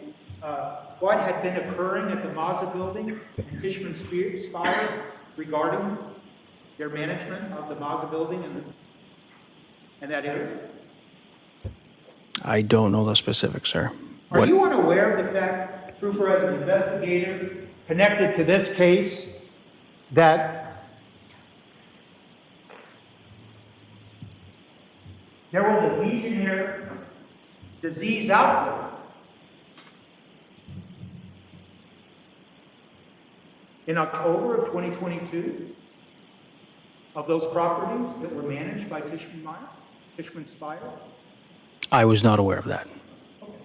Are you aware of any letter that's contained, or let's strike that, that's not fair. Are you aware of any letter that was issued by the DC Department of Public Health specifically to Ann Walshe in her capacity as Regional General Manager regarding that Legionnaire disease outbreak? Objection. Sustained. Did you investigate and ask anybody at Tishman Meyer about anything occurring in October regarding the building that they were managing, specifically that Anna Walshe was managing. Objection. I'll see you at the side of the bench. I'll see you at the side of the bench. Sidebar time. Now let's look at Trooper's body language. Don't pan, don't pan. Sir Bolden Snarky says, Tipton hasn't a clue what he's asking. We've gone on quite the wild adventure. Just flapping pages, fluff, you know. Don't know where we're going with this testimony. I feel like the chair, I think his butt is hurting on the chair. Is that what it is? You did too many squats yesterday, sir? Trooper Keefe, did you join us in the 20 squats every hour? Did you guys join me in doing that? We just did some. Debbie McCarthy says, hi everyone, happy Friday. Thank you for being a member for 13 months. Oh man, and I think that Brian Walshe was looking up the Mazda building and Tishman Spire and all that because he said that Anna left on January 1st for a work emergency. So he had to come up with, well, what was that work emergency? Let's see what else they had before, right? Kiris said, is this a public defender? Yes. Let's see. We need a sidebar sticker. Well, then we need more members. The more members I have, the more stickers I can make. I'm all out of stickers now, unless we have to replace one. You know what I mean? And some people get upset. Yeah, Zenjen says, is he trying to say she succumbed to Legionnaire's disease? Now, what on earth? Let's just see. Sorry, I have to look up what exactly that is. A severe type of pneumonia caused by Legionella bacteria, which are spread through contaminated water, mist. Maybe that's what he's trying to imply. But there were no other symptoms, hey? My goodness. Okay, let's go forward. Because we can. Oh wow, that was a long sidebar. I'm glad we can go forward a bit. There we go. And we resume.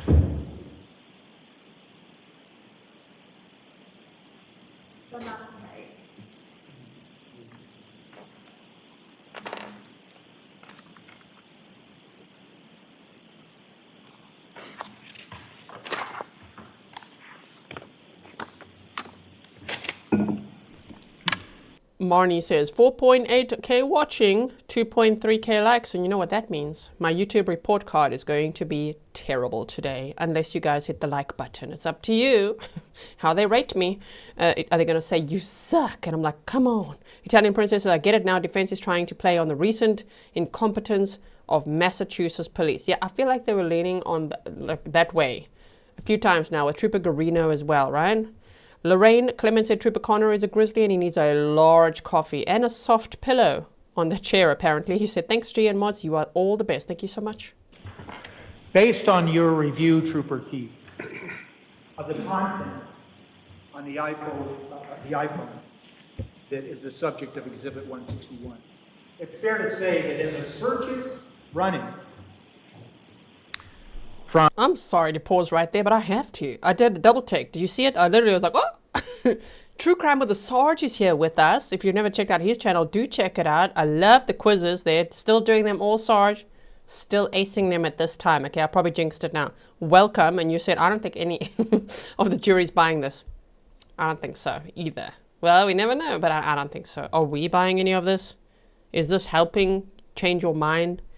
You know, that Brian Walshe is... do you think he's innocent now, based on this cross-examination? I don't think so. The date of December 25th of 2022, up and including the end of December 31st of 2022, you saw no evidence of searches in the Safari search history regarding any searches for things like tools or searches suggesting how to dispose of a body or anything like that, correct? I did not see any of those December 25th to the 29th. Okay, and it's fair to say that based on your review of the search queries that were made, and they're contained in Exhibit 161, what you see for the search queries, it's fair to characterize them as there's multiple searches for various actors and actresses and music and movies, piano lessons, kinder care, and even a dog barking toy. Do you recall those? I do, sir, yes. And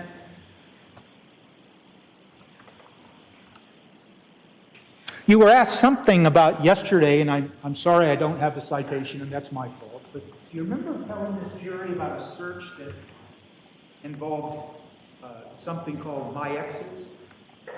Yes. Then the search right below it, I think, if you recall, and I once again apologize I don't have the citation. Sir, the search was all my exes live in Texas. So was Brian Walshe listening to a song? Probably. But I think you were asked on direct that it also had something like a reference to a song, correct? Yes. But you weren't asked to give context to that at all. You just told the jury what the search was, correct? That's correct.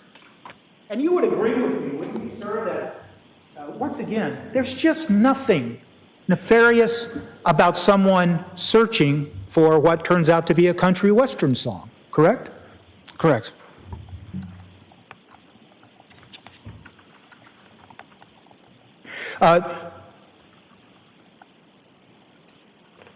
Trooper Keefe, you in the past applied for search warrants, haven't you? I have, sir. And you know what the procedure is, correct? Yes.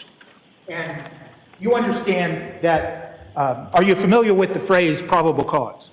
I am, sir. And can you just explain briefly what probable cause means in the context of getting a search warrant? Objection. Overruled.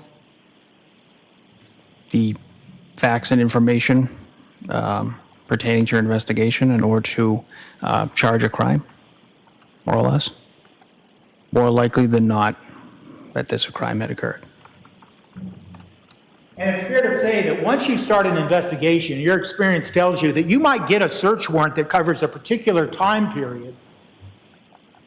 And if you get information, either based on the content of what you discovered pursuant to the search warrant or your continued investigation, you can return to a court and apply for an additional search warrant, can't you?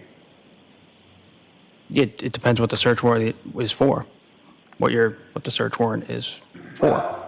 In a case where you're investigating what happened, such as this, what happened to Anna Walshe,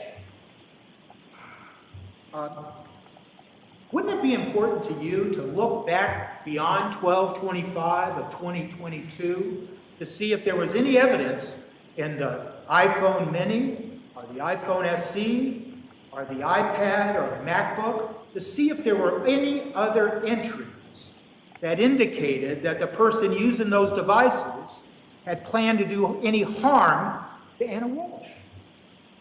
At the time, we do not have probable cause to expand that search warrant, sir. Well, you certainly had, at the time, I'm sorry, During that investigation. you have to speak up a little bit. Sorry. Could you repeat the question again? I'm sorry. Yeah, it was.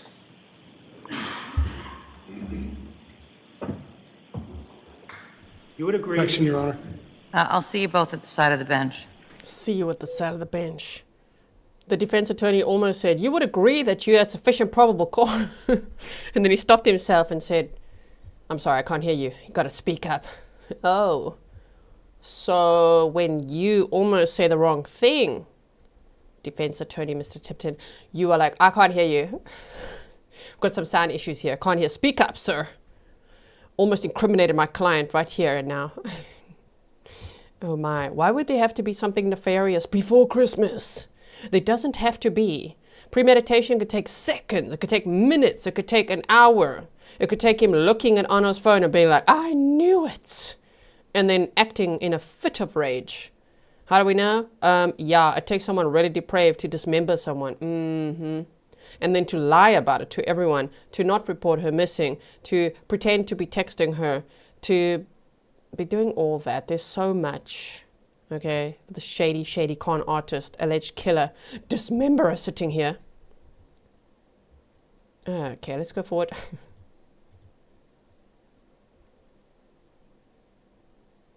I'm just watching him for a second here. Okay.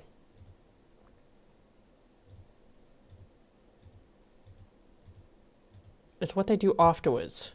Like Matthew Poll, we just watched that trial as well. Who gives a crap what he Googled before? Look what he did afterwards. That's when it gets really incriminating. Because they're trying to cover up the crime. There's no other reason to dismember your wife and throw her in the trash the way that he did, unless you're trying to hide the fact that you killed her. There's no other reason. True Crime with a Sarge said that question is actually damaging to his defense. No other searches prior to that would even closely resemble what he looked for. Timing is everything as far as I'm concerned. I agree. Yes? Damn, got some long sidebars going on here today. Now we're all caught up, and off we go again. Yes, sir. Who was the Mass State Police officer designated as, quote, the case officer in the investigation of this case on or around January 8th of 2023? That would be Trooper Michael Proctor. Oh crap, we're going there now. Damn, that sidebar, that must have been interesting. So we go from, you had plenty of wait, what? No, I can't hear you. Take that back, what? I did not just say that you had plenty of probable cause to get this search warrant. What? Anyway, back to cross-examination. So who was the detective from the Massachusetts PD? Michael Proctor. Oh, crap. The guy that got fired for misconduct in the Karen Reed case? That guy. Oh, my. So I was waiting for them to bring this up. The defense has to. They've got to find their moment, right? And what does case officer mean in that context? You manage the case. So you're the lead case officer. You delegate tasks and things that need to be done throughout the course of the investigation. So you manage the case and you oversee the investigation. Is Those are your words, right? Yes. And it was Michael Proctor. Yes. Trooper Keefe looks delighted that this is now the topic. Oh dear. And it is fair to say, it's accurate, that you, in fact, you signed off on and applied for some search warrants in this case. Yes, I did. And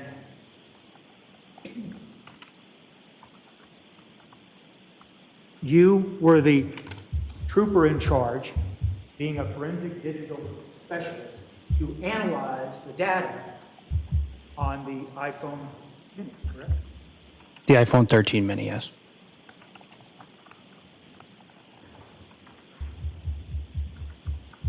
But you yourself, then, just yes or no, you yourself you never applied for any further search warrant to look at more data on the iPhone 13 mini. I did not.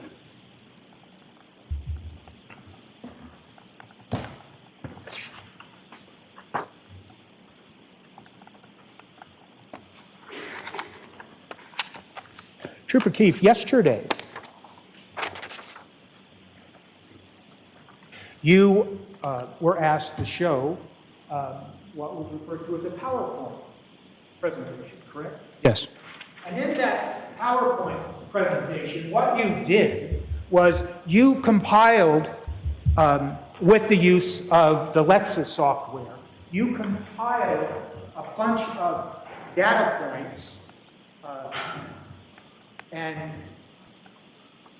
believe that you were able then to explain the certain locations of those two phones, the iPhone SE and the iPhone Mini, over a period of time, relevant to the investigation of the case, correct? That's correct.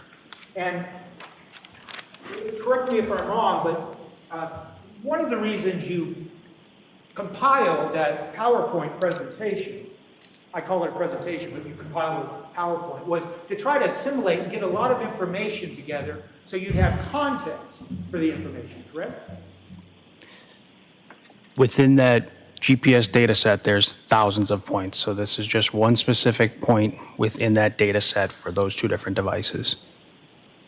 So when I use the phrase to give context, in other words, once you start using that location data, and based on your review of the digital data, then you can make further conclusions about what a particular data point means when it shows up on the location data, right? Unsure of the question, sir. Well, and it was a terrible question, so let me try it this way. You know, if you just look at those data points individually without any context, you don't know what data point came before it, you don't know what data point came behind it. All you have is a bunch of individual data points that really don't tell you much of anything. Correct? No. Well, I'm not correct. No. Once you put together all those single, independent data points, you begin to better understand what the location data is telling you. Once they are uploaded using the mapping software, it's an interactive map, and you can look at the thousands of data points day by day, times, specific dates, times, and they'll map out specific dates, times of the events of the location. So it helps you better understand what the events were over a period of time. Yes. So did you ever put together, in the investigation of this case, the information that was taken out of the iPhone 13 mini? And did you ever take it and put it in some format where you compared it to the other digital data, for instance, that was taken off the MacBook Gray, device number 3? You'll have to specify data. I don't know what data you're talking about. No.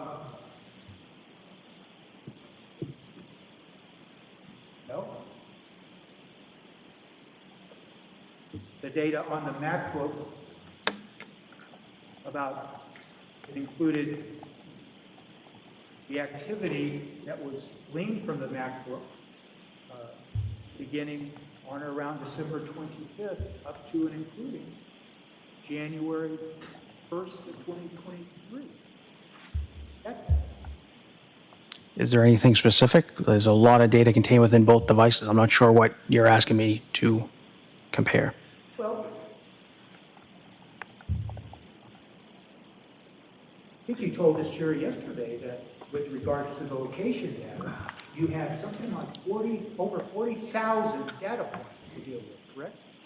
From the iPhone 13 mini, yes. Okay. So then you decided, out of that 40,000 different data points, you decided which ones you would use to help better understand what events occurred during that relevant time period that you testified to yesterday, correct? Yes. So I guess my question is that, did you ever make an effort to get all the data information from the MacBook Gray searches and then compare it to the data that you took off the iPhone 13 mini and look at that data and line up and see what happened over a period of days, 12/25, 12/26, 12/27, through January 1st, according to the times of when each event happened on each one of those days between those devices? So Trooper Nicholas Guarino did the MacBook extraction and analysis. Are you asking specifically about location data? No, I'm talking about the data that was gleaned from the MacBook Gray and, for instance, the data that you gleaned from the iPhone mini. I did not compare the two, if that's what you're asking. Would you agree with me, Trooper Keefe, that if you lined up all of the data that showed what happened on those two devices, for instance, the information, the activity on the MacBook, and you combined it with the activity on the iPhone mini, the iPhone mini 13, that you would have a better understanding of exactly what was going on during the day of, for instance, 12/25/22 and 12/26/22, that would help you better understand the context of the information. Objection. Overruled. They're two different devices. They'll be used at two different times. Well, you used two different devices, used at two different times to compile your location data, didn't you? Yes, for different days throughout that Exactly. It wasn't two different devices used at the same time, even though it could be. It wasn't. When they went over all those location data points, Brian Walshe used his own phone, registered in his mother's name, first, with the first slides of the location data. And then after that, he was with the iPhone mini, which is likely his eldest son's phone. But okay, I feel like he's trying to be like, did you doctor it, like Proctor? He might as well just say, are you guys corrupt? Did you put these data points to make it, to cherry pick so that it suits you, what you wanted to say, or what? Is that what you're trying to ask, sir? Is that where we're going with this? I don't know. Time frame. Right, so it's not, the issue isn't two different devices, is it? It's the fact that you have two different devices operating on the same day. You actually can combine all the activity that happened on device A and with the activity that happened on device B and have a better understanding of what was going on. I did not compare the two devices, sir. But why would the jury know that? The jury's not allowed to research about the case. Maybe he's hoping that somebody on the jury heard about the Karen Reed case and Proctor, so he just threw out Proctor there. And now he's implying things. I don't know. But let's assume the jury knows nothing about that. They don't follow true crime. They didn't follow that case. They don't know about the investigators, that Michael Proctor was fired for misconduct. Okay. Well, then what is the jury supposed to glean from this? Because the data was pretty clear, besides naming it 8646 and all the other numbers. But other than that, it was pretty clear. We could see everywhere that Brian Walshe went. So,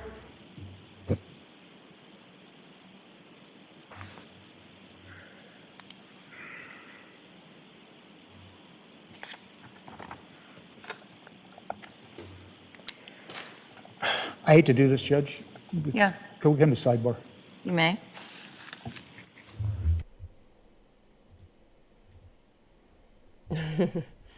There sits the defendant, 50 years old, facing a life without parole if convicted. Okay, yeah, Tom Hartley said, yes, G, he's insinuating. Ryan? Interesting. All right, let's go forward a little bit more. We're going to go to this morning break soon, aren't they? Yeah, soon they will.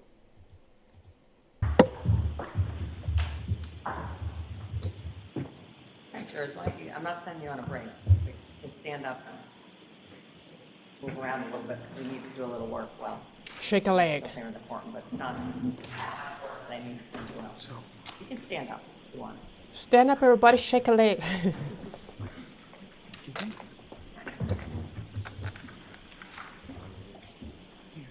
Okay. I'll stand up.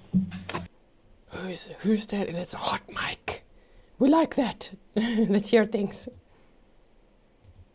Okay, we're back. My apologies. Oh, there you go. We're all set.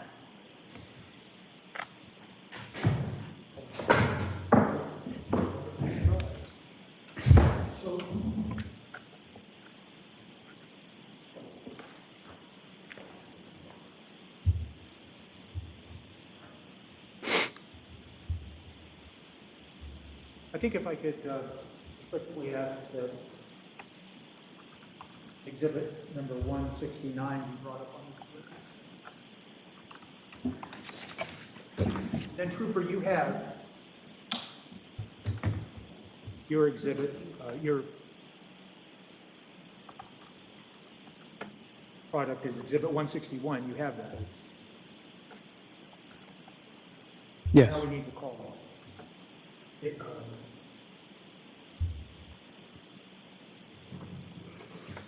It was the last exhibit, wasn't it? Number 2, it's the last exhibit. 168.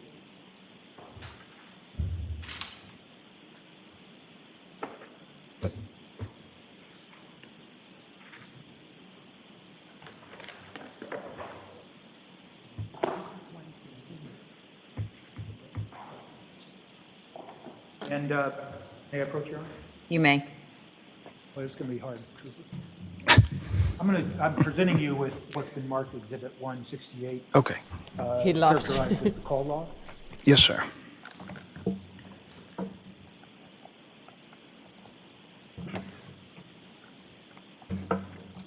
just so the record's clear, 168 and 161 is before the witness right now?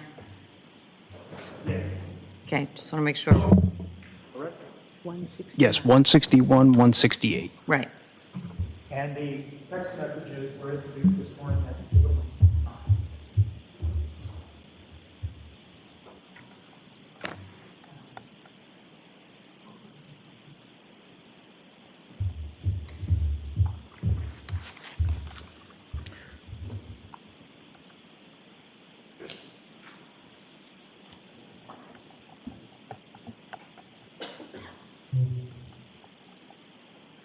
I'm going to ask you, Trooper, to look at Exhibit 161, page 2, record 16.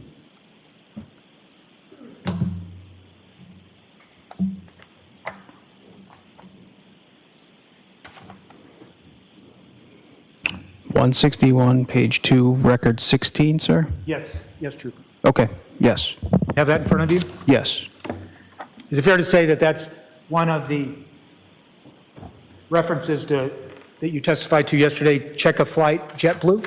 that is correct. Now, I'm going to ask that in Exhibit 169, page 2, dated 12/25/22 at 11:54:05. The top of the page, you see that? Yes. Do you see that, Trooper?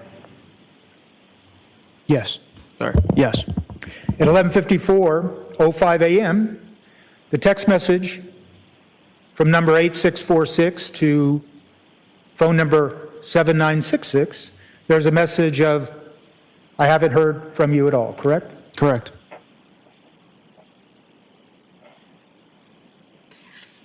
And then I'm going to ask that, Trooper, you look at Exhibit 161 again, that you have, and look at page 2, record number 21.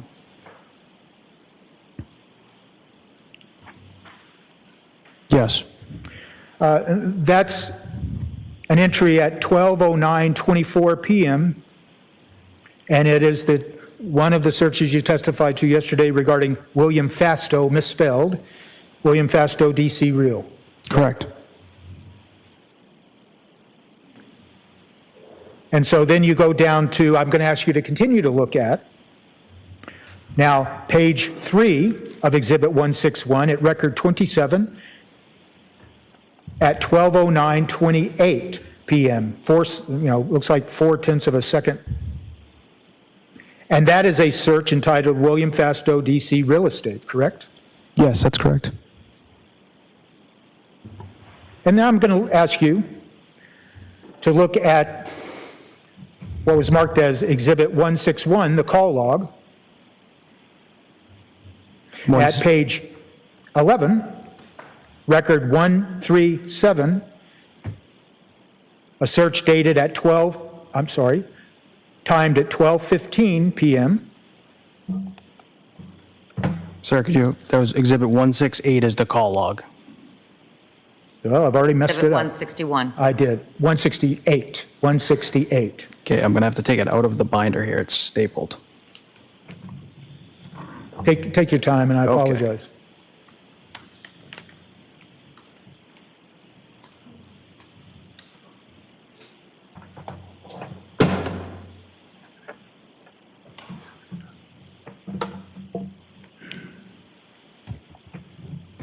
Okay, sir, could you go again with that? Yes, absolutely. 168.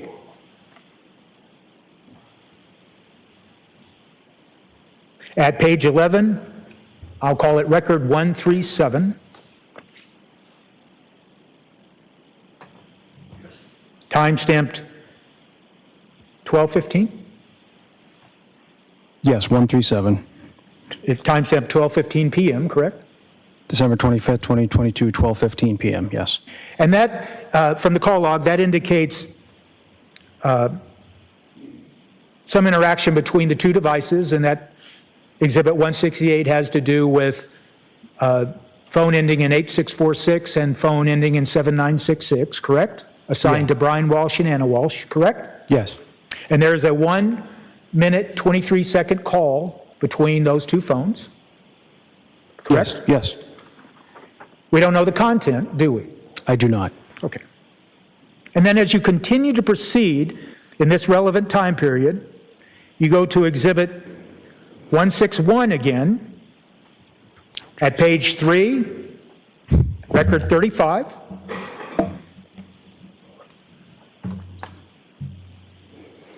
Yes. And that is a search conducted at 12:22:06 p.m., correct? Yes. And the search is Anna Walshe, Tishman Spear. Is that right? Yes. Now we get, stay on Exhibit 161 for the next 5 requests. 161, page 4, record 43. Timestamp 12:28:57. Yes. Search Christmas Day plane crash. That's correct. Same exhibit, 161, dated 12/25/22, same time period, page 4, record 50. I'm sorry, record, yeah, I'm right, record 50. Would you like to read the content, sir? Yes, go ahead. Number 50, December 25th, 2022, 12:31 p.m. Jeff Chad Tishman Spire. Right. Cyper. Now just keep going down. Exhibit 161, 12/25/22, page 4, record 53. Anna Walshe found dead. 12:45:47, correct? Yes. And once again, I think you just told the jury, Anna Walshe found dead. Correct? Yes, sir. And as we continue to go down, the next is Exhibit 161, page 5, record 57, at 12:46:10 p.m. Yes. And it's a search for Jeff Chod, C-H-O-D. Correct. Now, I'm going to ask you to look at Exhibit 168 at page 11, record 132.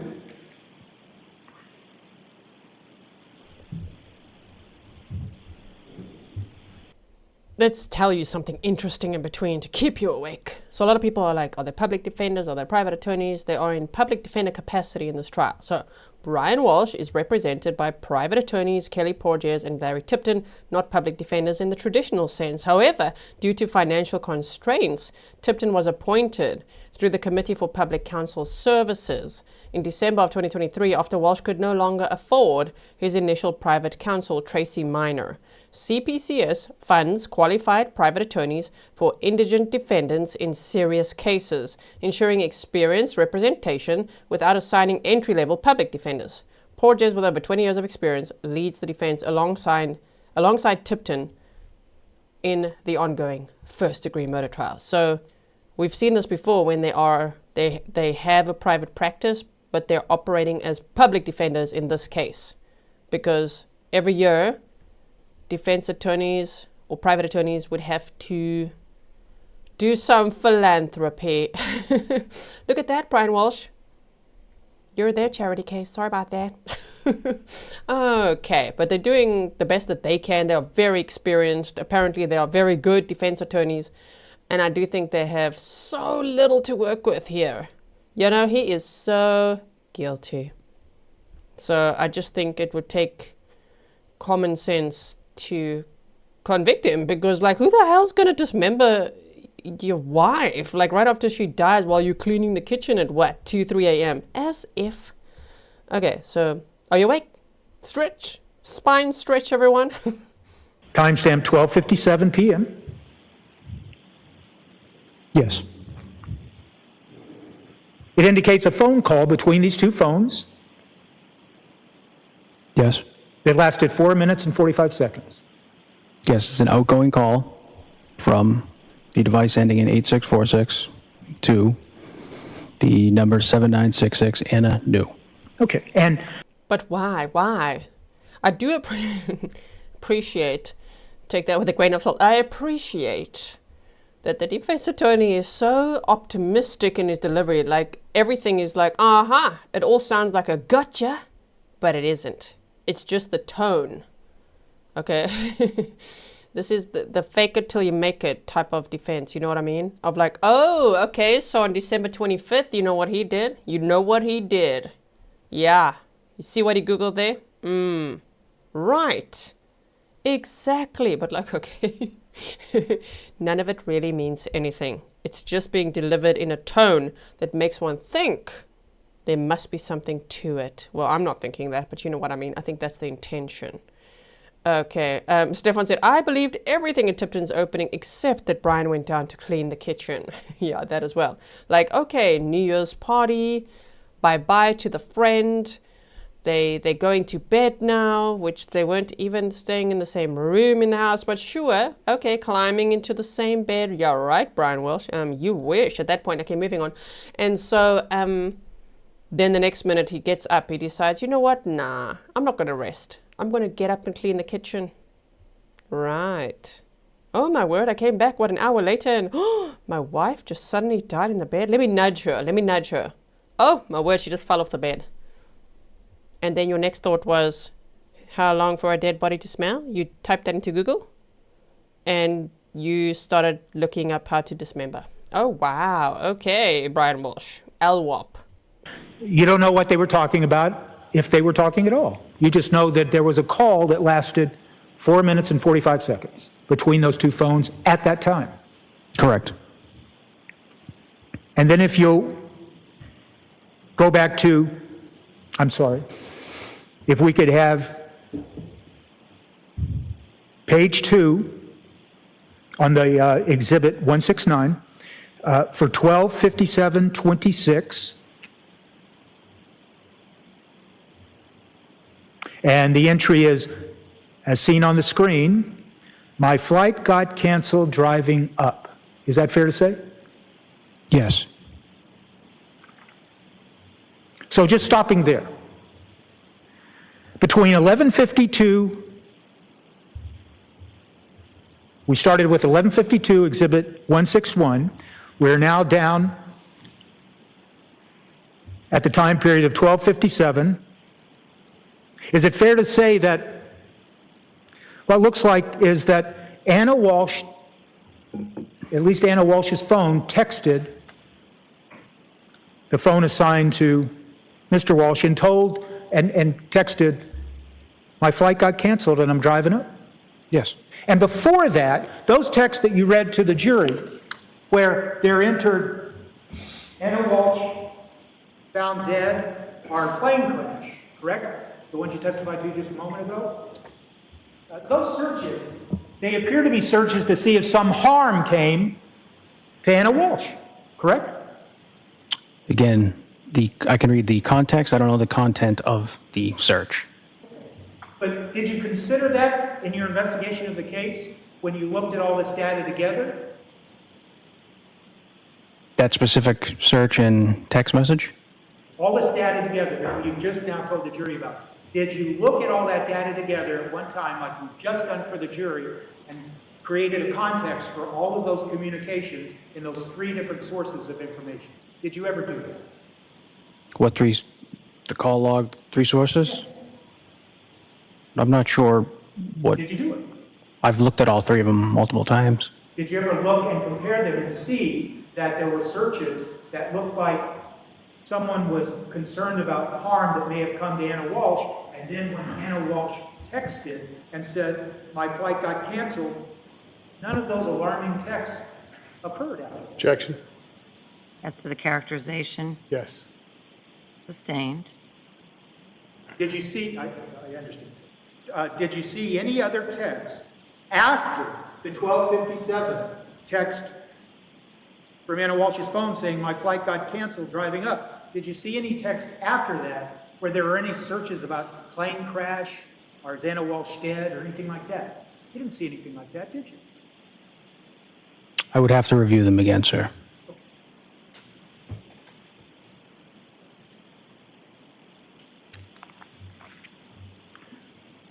I want to ask you to look at Exhibit 168, beginning at page 11, record number 129.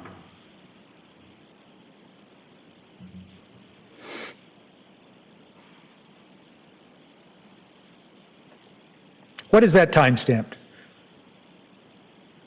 You said 168? Exhibit 168. I'm sorry, Trooper. No, 168, record, I'm looking at record 129, page 11.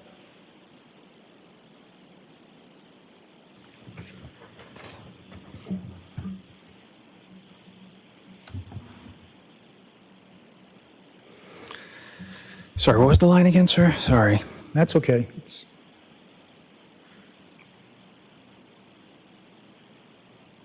Do you see on page 11 a call that lasted 1 hour, 22 minutes, and 33 seconds?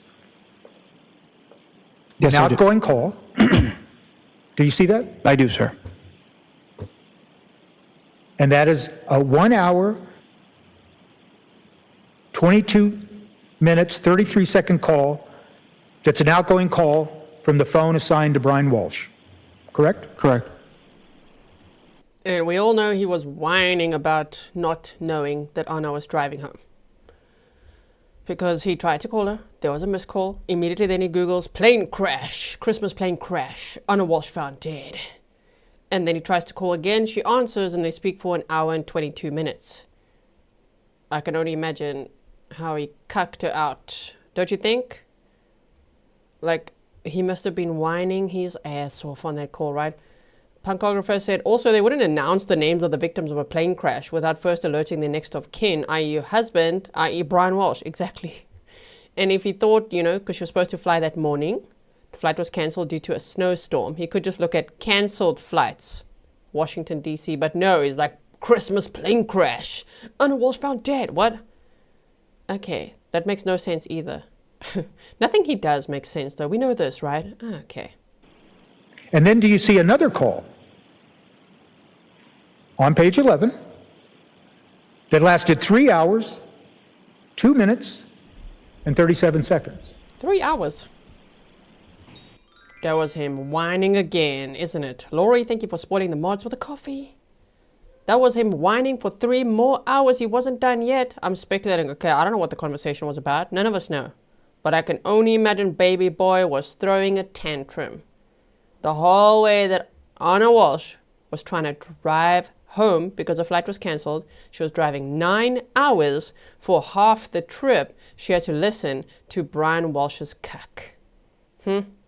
Yeah, Stefan said, I can't forget the broken teeth Uncle Google search. I know, right? Marcy, welcome.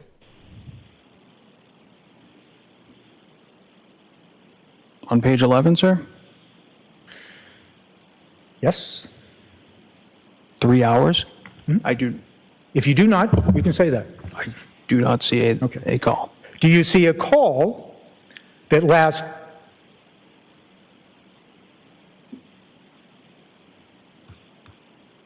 6 minutes and 5 seconds? On page 11, Yes, sir. What the hell? Do you see a call that lasts 6 minutes? Page 11, December 25th of 2022. Do you see it or not? Like, there's no point to it, but the way that it's delivered, it's going to make people go, huh, wow, there must be something about that call, huh? There probably isn't. It's just being said in that tone. I do. and then do you see another call that lasted 1 hour, 27 seconds and 27 seconds and 07 seconds. Do you see that? And that call originated on the phone assigned to Anna Walsh. I'm not sure what. Can you repeat that? Yes. Do you see a phone call that lasted 1 minute, 27 seconds On page 11, sir? Yes. I do not. Then this might be a good time to stop. Okay, we'll take a break. Okay. Have a nice morning, break. All rise, please. Members, close your notebooks. Close your notebooks. I know. Yeah, look, is it, okay. There was a bit of a hot mic moment there. What?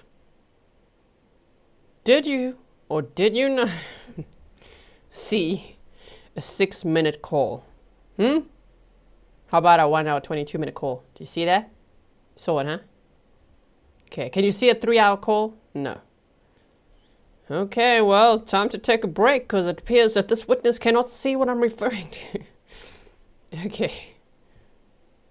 Carla Tucker said, if I was on the jury, I'd have a hard time not rolling my eyes. Jenny's like, cuffs out, right? But you need anything. I'll take advantage of this time to take a look at the search warrants. Yes, sir. All rise. And close your damn notebooks. I feel like the bailiff should add the word damn. Everybody rise, close your damn notebooks and follow me. Out we go, going out. Yeah, put the handcuffs on. He's had red handcuffs every day until yesterday, and then they gave him oh, there you go. There's the red one. See, you are high risk. We saw you fiddling with that paper clip yesterday, Brian Walshe. We saw you try to be a good boy. Like, here, I have a paper clip. Anyone want what? Let me just put it on my defense attorney's table. I didn't. You better not. If he took that paper clip and stuffed it in his sleeve, we would have told somebody, right? Code red. Brian Walshe, he has a paper clip. Okay, wait, so we were about 7 minutes behind. So, let's just quickly refresh the feed so I can monitor it. Okay, cool. Then, what we're going to do now is, so they're on a little break, right? Stefan said, did he get Hermes handcuffs? In his own mind, he absolutely did. Okay, they are very fancy red handcuffs. Louis Vuitton, even. Ether Bunny said, oh my, let's just go over every freaking phone call. Did you see them? This lawyer is condescending. Thank you so much for your sticker. Now, what we are going to do is one of our favorite things, I think, I can speak for most of us, right? A map time. Let's do that.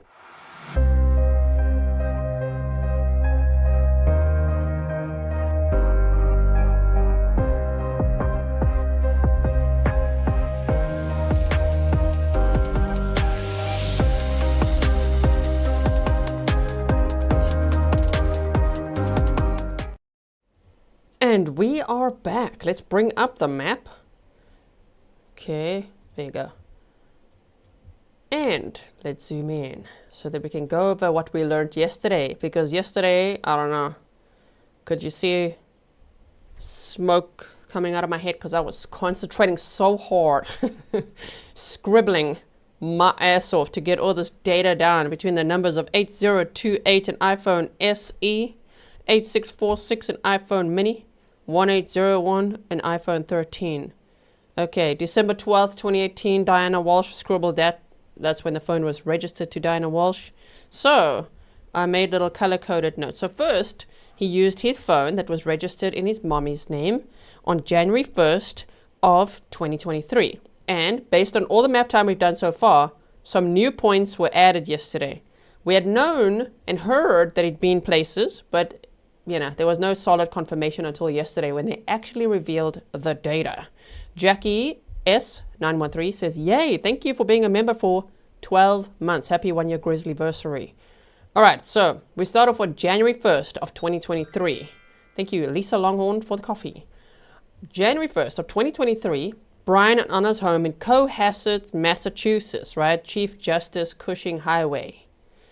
Public record. So, okay, whoa. Okay, sometimes YouTube, it's actually AI. They don't like maps all that much. So let me just tell you something. Okay, so everything that I'm about to show is public record. It is an exhibit, evidence being shown at a public trial. These are the location points that they showed in the testimony from Trooper Keefe. And I have just put it onto Google Earth just so that we can go through the timeline together for educational purposes and for adults only. Okay. So now, January 1st of 2023, Brian and Anna's home. Firstly, December 31st, Jem Mutlu comes over, They say Happy New Year. Jim Mutlu leaves, and around between 1 and 1:30, and by 4:58 a.m., Brian Walshe is already Googling how long before a dead body starts to smell. So that tells you the timeline of the murder that he's on trial for is sometime between 1:30 a.m. and 4:55 a.m. Right?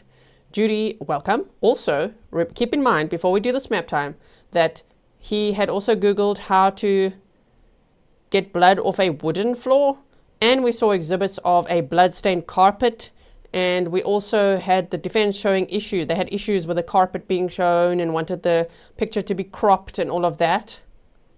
Interesting. I would speculate he may have stabbed Anna Walshe in the early morning hours of January 1st of 2023 on that carpet, which is not in the basement. I think he did the dismemberment in the basement, yes, because he also looked up concrete and all that later. But moving on, January 1st, 2023. Here we are, Brian and Anna Walshe's home.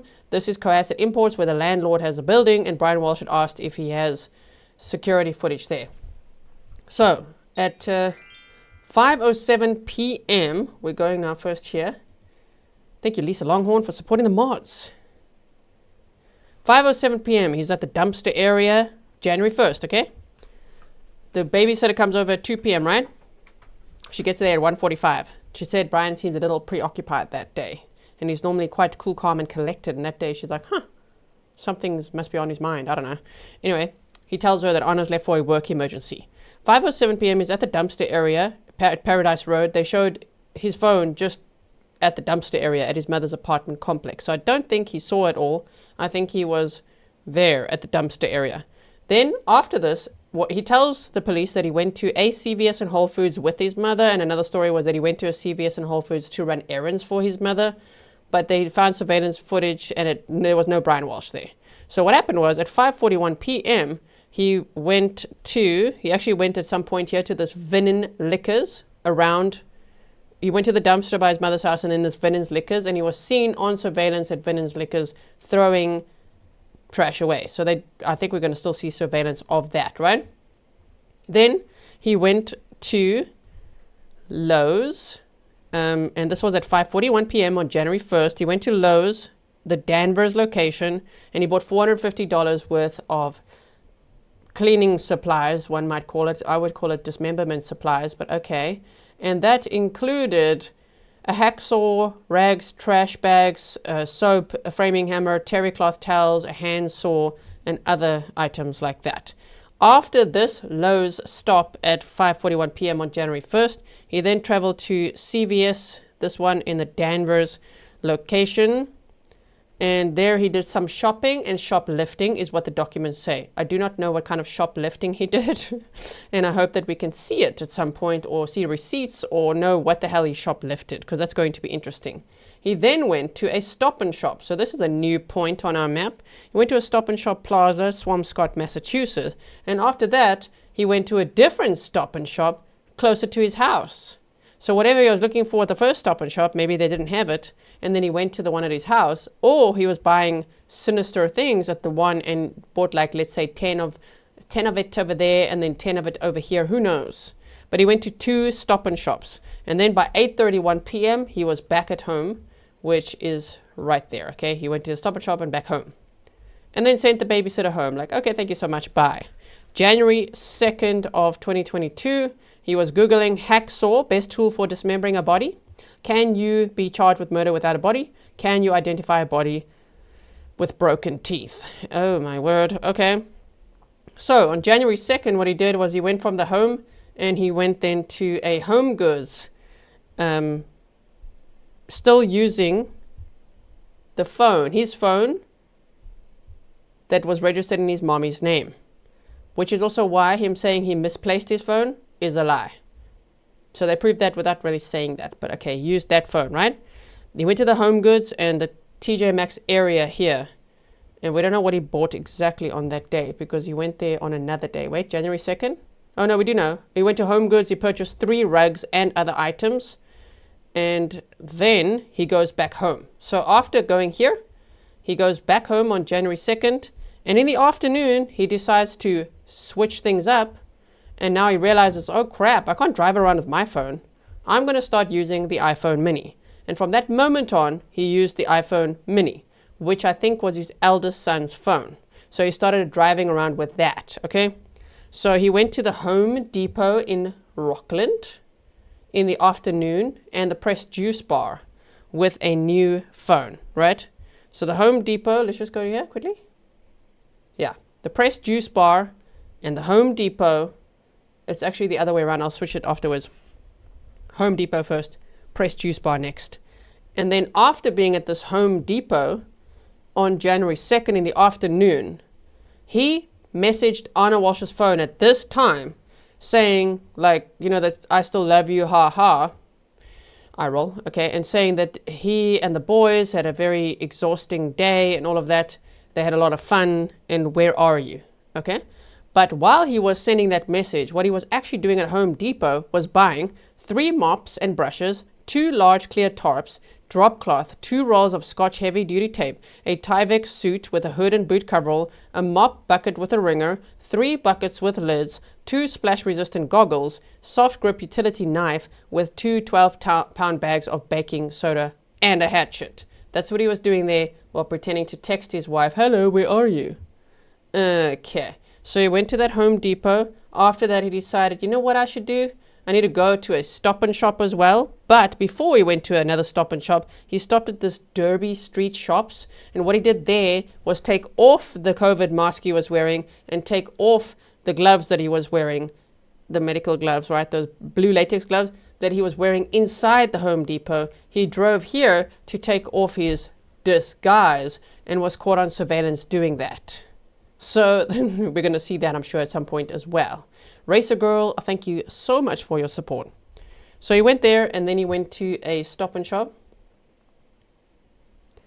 And he went to a Walgreens at 6:13 p.m. on January 2nd of 2023. And then he would go home. On January 3rd, he decided to... So that means he would have dismembered his wife, I would say, based on the timeline, the evening of January 2nd. Okay, because on January 3rd, what he did then, and sorry, I'm just going to flap the page quickly here. Okay, on January 3rd, he went to the Claremont Apartments. We saw surveillance footage of him with a trash bag going to a dumpster where he has no business being on January 3rd of 2023 at 4:30 p.m. So he went to the Claremont Apartments that he had Googled. He Googled these apartment complexes and he Googled the dumpsters and would know that they were collecting the trash the next day. Okay, so he went to the Claremont Apartments. He went to the Point at Abington. This one, they have no surveillance of him at this dumpster. They do at the Claremont. We saw it. And then he went to Chatham West apartment complex. That was at 5:14 p.m. And then he went home. And then after that, on January 4th of 2023, he went to the Home Goods and TJ Maxx in the morning at 9:44 a.m. And they said what he bought was 3 white towels and 2 bath mats from Home Goods, which we now know would replace the items that was in the trash full of blood that we saw the other day. It's all timestamped for you. Thank you, Linda, for supporting the mods with 5 coffees. And so he also bought various articles of men's clothing at TJ Maxx. He then, after that, went to a Walgreens again.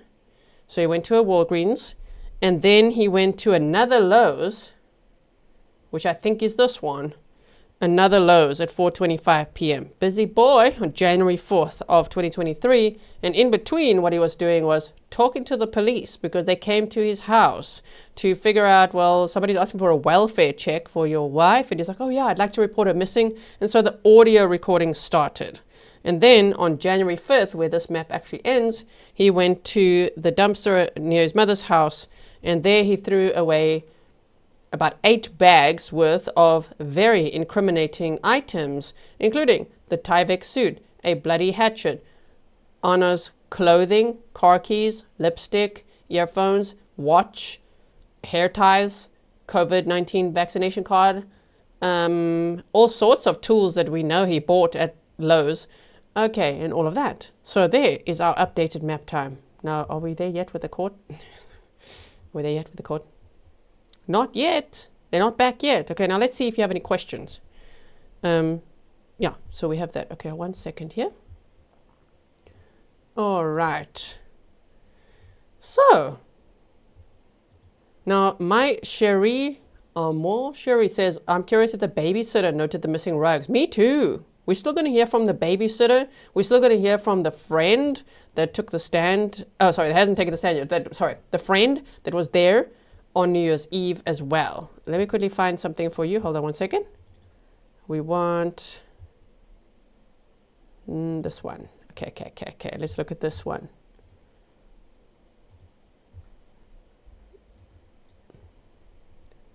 The witness list. I actually have another one. Wait, I just want to see if I can find it. Where is it? Yeah, this one. That's what we want. Okay. So let's quickly have a look at this while we can. And I'm just going to monitor the feed here. Okay, it's still not back. Cool. Just see when the sun comes on as well. Okay. Indy said if there was blood that went through and stained the ceiling. I don't know, because there wasn't a hole in the ceiling. It was like the white part of the ceiling was missing, but not the wood. There wasn't, like he said, his foot went through it in one of the police interviews or something, but it didn't look like that. I don't know what was going on there. Tatiana said, I wonder what Grizzly thinks about the ceiling. I'm very curious about that. You know, did he go fetch things in the attic, or did he, I don't know what to think of the ceiling. That was an interesting one. Okay, so Commonwealth of Massachusetts, again, thank you to Grizzly Cat for sending me all these documents. In this case, if you want to buy her a coffee, that link is in the description box. So, updated potential witness list. It says specially assigned to Judge Diane Freniere, keepers of records. So we're going to hear from the TJ Maxx person, the Wireless Zone Verizon. Okay, we haven't heard from them yet either. Vinin Liquors, Swampscott, Massachusetts. So we'll see surveillance footage. Stop and Shop. Lowe's, Danvers, all these people from all these places, right? Chatham West, Brockton, Massachusetts. We heard from someone from the Claremont Apartments already. Hector Hernandez from Chestnut Glen Apartments. We're going to hear from them as well. Thomas Menino from JetBlue. We heard from him already. We heard from the record keepers for Lyft and Uber. MetLife. We heard from the life insurance guy, but that was from New York Life. So we're still going to hear from MetLife because on December 20th of 2022, it's been reported, and it's in the documents, that Anna Walshe took out a $2.2 million life insurance. I'm very curious about that. And the life insurance guy we saw so far, it wasn't about that. It wasn't that much life insurance. It was, I think, $250,000 total. So there was another, she had some for her work, and another $2.2 million life insurance was taken out on December 20th. Is that going to prove premeditation? In my opinion, it can, because we know that Brian Walshe is a con artist and a fraudster, right? Oh, there's Grizzly Cat. Okay, there you are. Thank you so much for the documents. So, we're going to hear from someone from Americans. Oh, wait, let's not skip it. Wait, we were here at MetLife, okay? Credit Union Fairfax, the Lowe's in Danvers, more surveillance footage we'll see. American Express, Barclays, Fidelity, JP Morgan Chase, Leader Bank. These are potential witnesses, right? We won't maybe hear from all of them. CVS, all of this. So this is all related to, look at the Walgreens, the Home Goods. We're going to see receipts and surveillance footage. Civilians, Julie Bassler. We heard from Julie Bassler yesterday on day 4.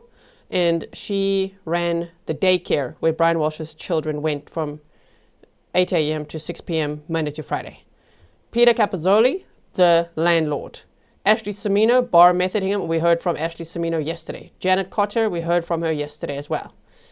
Jesse DeVoe, Peabody, haven't heard from Jesse DeVoe. Jeremy Dozier, Axios Investigations Firm. Interesting.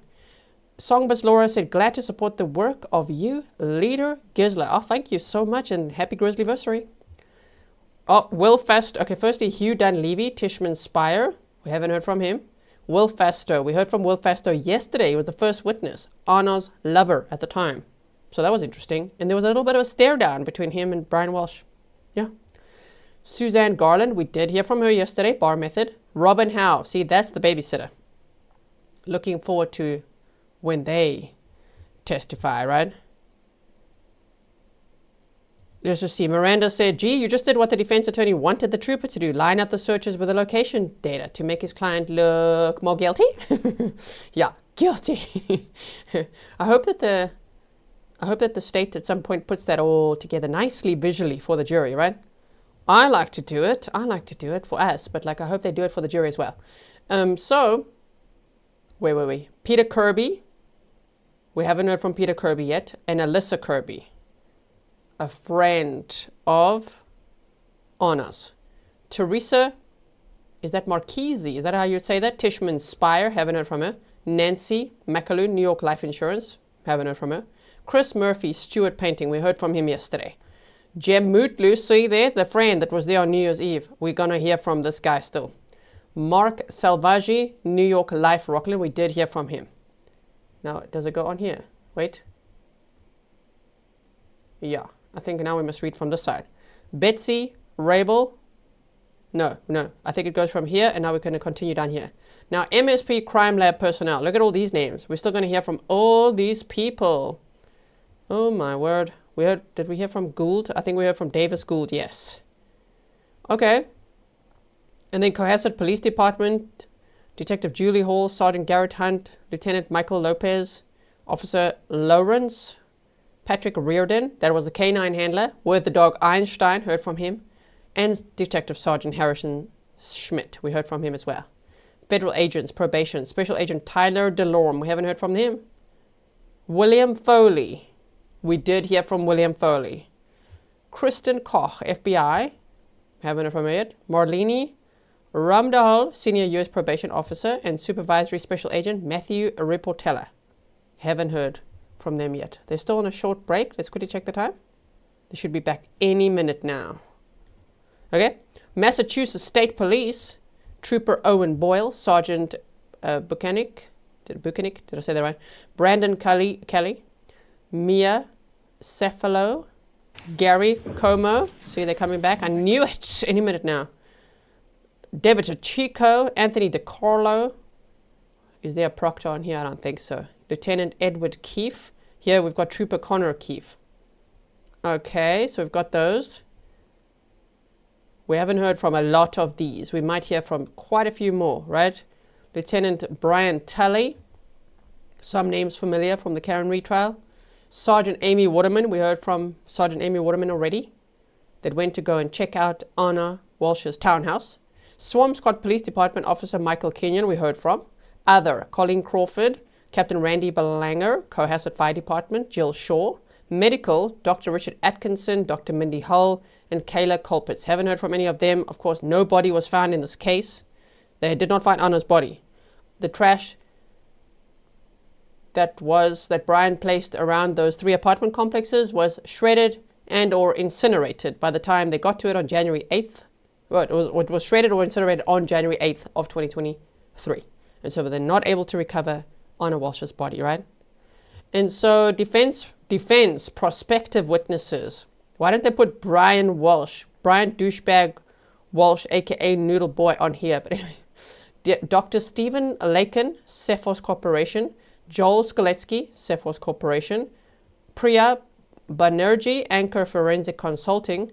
Dan Faria, MWV Forensics, Stephen Verona, MWV Forensics, Tracy Minor, Brian Walsh's former attorney, Michael Proctor, and Tim Creamer. There you go. So, that is what we have there, and now we can put the court feed back on. Put Brian Walsh on the stand. Okay, morning break is done, and today the court will end at 1 p.m. Eastern Time, in case you didn't know if you're only joining now. You are muted. Ooh, she's putting on her red lipstick. Do you see that? It's not the same one I use. Maybelline Liquid Lipstick Royal 55. Because people ask me that every day. Even Nightbot tells us, right?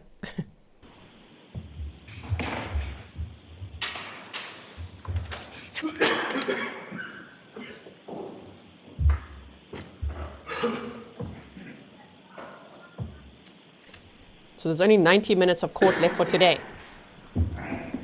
I just had an opportunity, I know it's maybe not relevant to the inquiry that's going on right now, but Attorney Porges, your records are good. He wrote 76, 85, 119, and 136. Almost memory is correct too. They all go to Verizon or AT&T records, so we can talk about that more later. Anybody need anything before I bring in the jury? Does that mean I can explore it more with them? No, it doesn't. It just puts the record more precisely as to why, but there may be others that you can explore that with. He would like to All right. explore more records.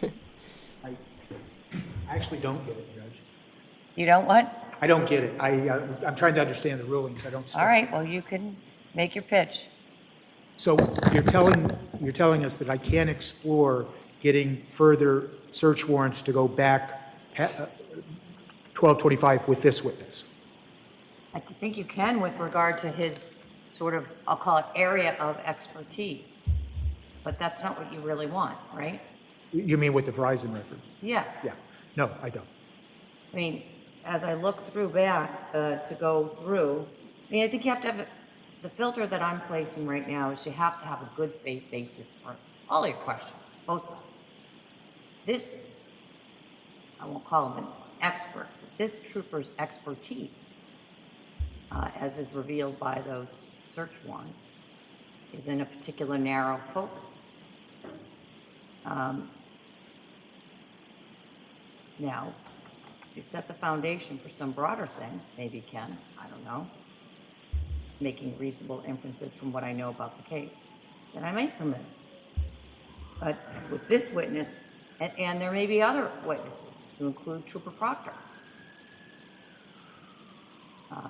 seems like Trooper Guarino had a slightly different role than even Trooper Keefe. So I think there are proper inquiries or proper individuals that you might be able to make these inquiries to some depth. But I don't think this is one of them. I understand the question. Based on the record that's before me, you can ask probing questions if you wish, and you know something that I don't. Again, I'm the consumer of the evidence, just like the jury in that regard. And I certainly do have a lot of learning from the time that I've spent on this case, but on what I know right now, I don't think it's a proper line of inquiry. I understand the court's ruling. All right? Let's bring it back in. All rise. Jurors entering.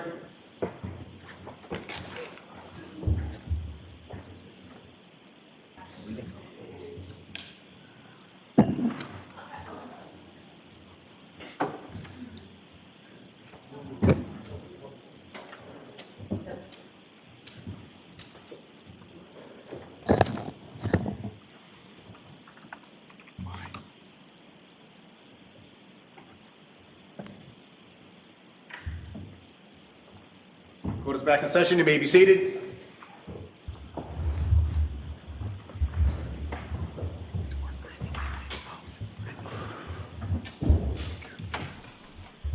The way that the defense attorney, Kelly Porteous, just flicked her hair, almost whacked Brian Walshe in the face, and I quite liked it. Do it again, whack him.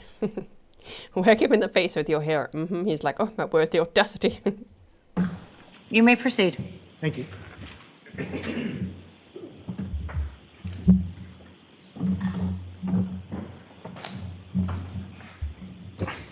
First, I'm going to apologize, but would you tell us, Trooper, that Exhibit 168, the call log, that call log is arranged beginning at late dates going to early dates, correct? It starts at January 3rd, 2023. Yes, it starts January 3rd, 2023 to December 25th, 2022. And all of the other two documents that we're using, the Exhibit 169 and 161, those all start with the earlier dates and proceed, correct? Yes, those are in ascending. This one looks like it's descending order. Okay. So now that I understand that, hopefully I won't confuse you. So here we go. So now, starting with Exhibit 168 at page 11, record 129, occurring at 1:40.10 p.m. Do you see that? Yes, sir. That's a call that lasted 1 hour, 22 minutes, and 33 seconds, correct? Correct. And it was a call that originated on the phone assigned to Brian Walshe. Yes, it was an outgoing call to the number ending in 7966, Anna New. Okay. Staying on that document, page 11, record 126, time stamped at 3:02:37 p.m. There's a call that lasted 6 minutes and 5 seconds. Correct. And once again, it originated from the phone assigned to Brian Walshe, correct? Correct. Now, go to page 10, record number 124. An event happening at 4:11:06 p.m. There's a call that lasted 1 hour, 27 minutes, and 7 seconds. Correct. Now, that call originated from the phone assigned to Anna Walshe, correct? Yes, that is an incoming call. Are you aware of the fact, based on your involvement in the case, that Anna Walshe, her flight was canceled and she wound up driving up from D.C. to Cohasset? On December 25th, sir? Yes. Yes. And would it be accurate to say that during this time frame that we've just talked about, these 3 calls, that's when Anna Walshe is driving from D.C. to Cohasset? Yes, that could be inferred from that. So it appears from these records that during this time frame, Jen, that after her flight's canceled, and her phone is texting the phone assigned to Brian Walshe saying, my flight was canceled, I'm on my way, that they're having no less than 3 phone calls between themselves, at least between their phones, as she drives up Yes. to Cohasset. And then Which means what? That they were madly in love. Oh, please. He could have been having a tantrum on the phone that entire time. We don't know what they said to each other on those calls, so it's really like going nowhere. if you can, look at the screen, and I'm referring to page 2, and the text time-stamped 6:37:46 p.m. on 12/25. It looks like Anna Walshe, or the phone assigned to her, texts, I'm an hour and a half left. Correct. And then as you continue on Exhibit 169, at page 3, time-stamped 7/26:02, it appears that that phone texts an image of a car to Brian Walshe, correct? Correct. Or at least the phone assigned to him. And the photo looks like it's a photo of a Porsche. Yes. And now if you refer to Exhibit 161 at page 14, record 193, time-stamped 8:28:12 p.m.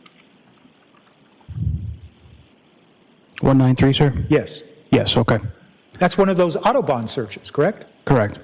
Where it appears that someone's looking for a luxury car, or at Yes. least searching the Autobahn for a car. Yes. That's someone being this guy with no money. Okay.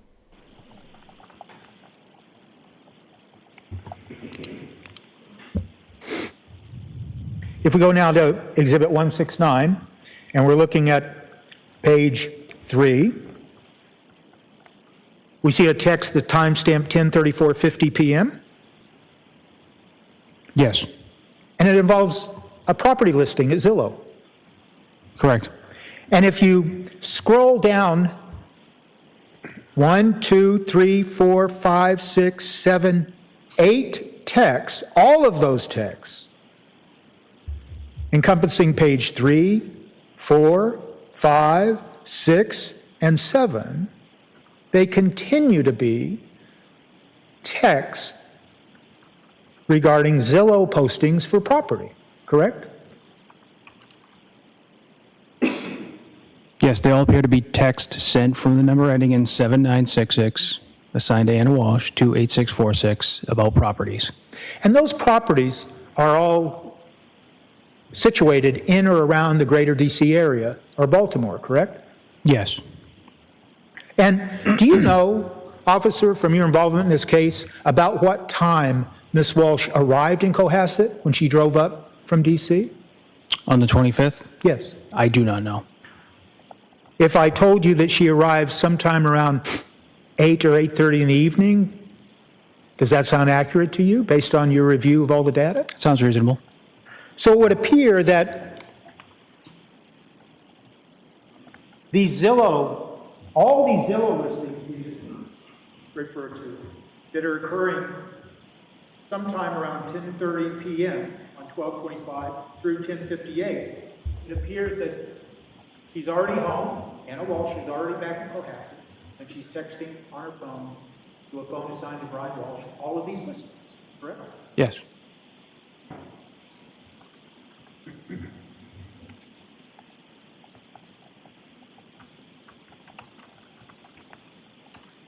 Now we're referring you to what's been marked Exhibit 168, the call log.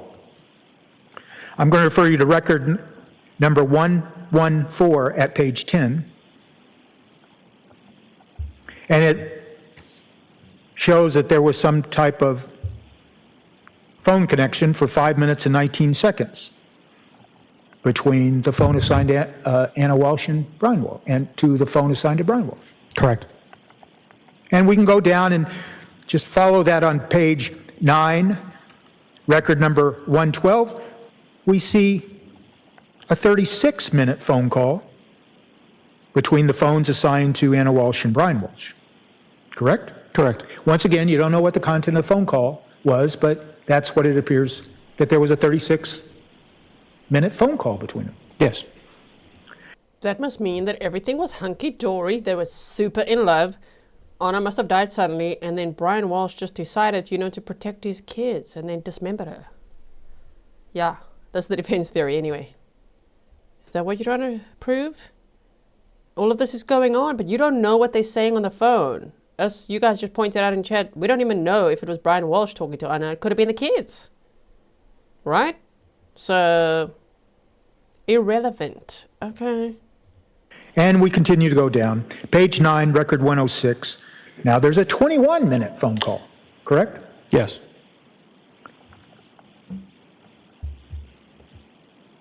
Now we're on Exhibit 161. Now we're on a different date. We're on the next date. December 27th of 2022. I'm going to refer you to record number 316, page 22. You recognize that entry on Exhibit 161? What was the page number, sir? Sorry, I put the 168 down. That's fine. Page 22, record number 316.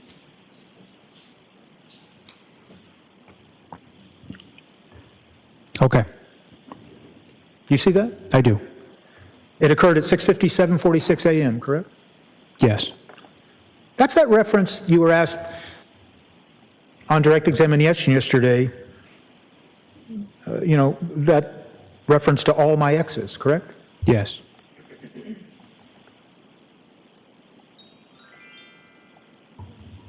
And then on the same day, and now we're looking at Exhibit 168, the call log. We're going to refer you to page 9 and ask you to look at record 104. They begin a series of phone calls, 3 phone calls, 10 minutes and 43 seconds, 1 minute and 1 second, a third one, 26 minutes and 21 seconds, all originating from the phone assigned to Brian Walshe, to Anna Walshe. Do you need me to tell you exactly what the records are? I apologize. Yeah, could you go again with the record number, sir? Yes. 104, Okay. 102, and 100.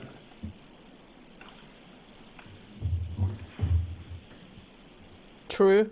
Anyone missing Pablo right now? Jay Ryan said, Trooper Keefe, the only one with a better snark smirk than G. I take offense to that. How dare you? Okay, yes. Okay. And then there's at record 98 on page 8, 98 at page 8, there's a 23-minute phone call. Correct. And that originated from the phone assigned to Anna Walshe.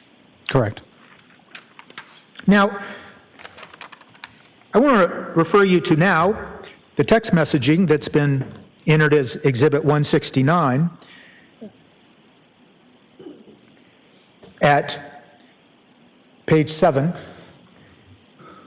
and it's timestamped 10:59:32 a.m. And it appears that the phone assigned to Anna Walshe texts, "When can they have the thing signed?" Do you see that? I do, sir. And immediately following that, in the call log, Exhibit 168, is a phone call that lasts 6 minutes from the phones assigned to Anna Walshe and Brian Walshe. Wow, And it no originated way. from Anna Walsh's phone, didn't it not? No way. That's groundbreaking information. I'm just checking the call log now, sir.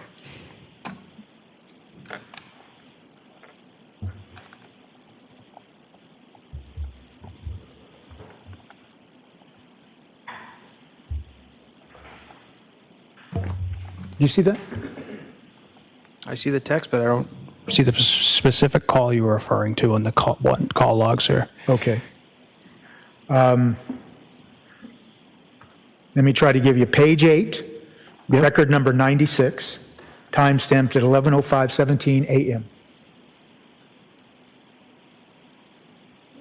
He's got a snarky brow too. Look at him go. Page 8, 98 on this one has a different time and date, sir. Oh dear. All right, what is it? Just tell the jury what it is. This one is December 27, 2022, 10:41 a.m. That's number 98 on Okay. this one. And it lasts for 23 minutes, 10 seconds. Yes. Okay. Tiki Ty says, seeing as though Anna already has a house in Chevy Chase, Maryland. Maryland? DC? Okay, these Zillow listings could also simply be for Brian, but who knows? All of this has no bearing on the January 1st activities, right? And she was a regional manager for Tishman Spire. So, I don't know, it could also just be work-related, like, well, these are the properties I've been working on, or maybe he questioned her in person of, like, what have you been, how can you be working so much? What have you possibly been up to? You know, him, the non-working guy with the ankle monitor at home. Maybe she was just sending him all the stuff she was working on, you know? Who knows? Thank you for your support. Go on down to now, page 8, record number 96, on the same exhibit, 11:05:17 a.m., a phone call that lasts 6 minutes and 54 seconds. Correct. Now, we're going to jump down a little bit, and at Exhibit 169, the text messages, on page 8, a text message timestamped at 6:36:44, there's a text that reads, "Did they sign?" Yes, I see that. And then you see a text following that, the very next text, timestamped at 6:39 p.m. in Exhibit 169, and it looks like it originates from the phone assigned to Anna Walshe, and she says, "I emailed Stephen to see if he helped with the paperwork," correct? Yes. And then as we go through these text messages, the next text message is the phone assigned to Brian Walshe. "She said they signed." That's the text message. Yes. Then the same phone texts immediately thereafter, "Let's get this deal done." That's correct. And then there's a text from Anna Walshe, apparently, or the phone assigned to her immediately thereafter, "Did she text you?" You see that? Yes, I do. Then the phone assigned to Brian Walshe says yes.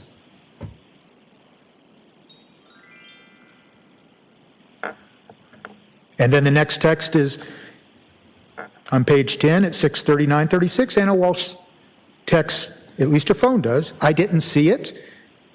Yes, correct. And then a few seconds later, that phone texts, "Great." Yes. And then that same phone assigned to Anna Walshe at 6:40 texts, Let me have Stephen confirm and I'll Venmo them. Yes, correct. And then there's a text that says, great, from the phone assigned to Brian Walshe. Then immediate text about an hour and a half later that says, hello. And that's at page 11 on Exhibit 169 at 8:03:04. Correct, yes. So based on your investigation and based on your review of this data, that series of texts where they're talking about a deal and Venmo and everything else, it appears to you, doesn't it, that they were involved in the sale of property or something? Is that fair to say? It appears they were looking at, Conclusion. Oh, withdrawn. You can answer. it appears they were looking at properties and possibly have sold the property or something based off those text messages. Did you, as one of the investigators in the case, did you have any assignment to go try to explore what this sale was? I did not. Okay. Adam Bluefire says, Grizzly and Grizzlies, we have another super snarker in Connor. He has a very expressive face. Right? Sometimes we vote for honorary Grizzlies. Maybe now we also vote for Grizzly super snarkers. And Trooper Keefe qualifies for that, right? He's got a very expressive super snarker face.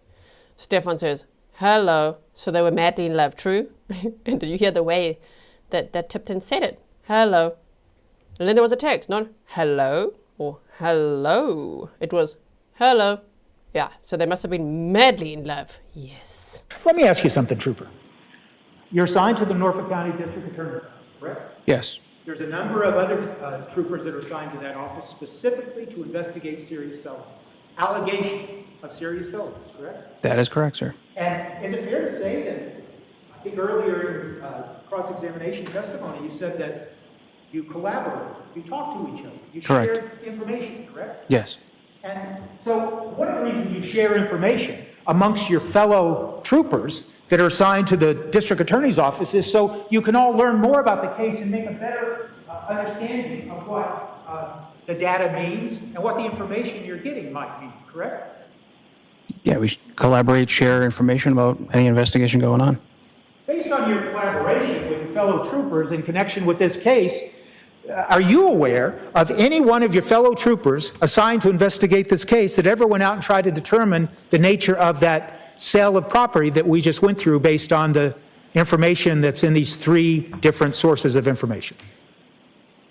I believe so. Okay. And do you know what the sale of property was? I don't know the details of it. Do you know where the property was that was sold? I believe the North Shore somewhere. Do you know how much it involved? I do not. Do you know whose name that property was in? I do not. Do you know where the proceeds went, the proceeds of the sale went? No, sir. Okay.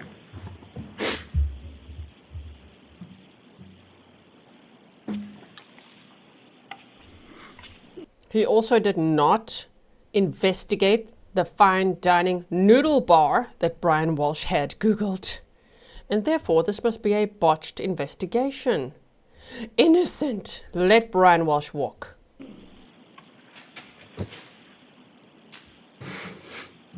I want to ask you,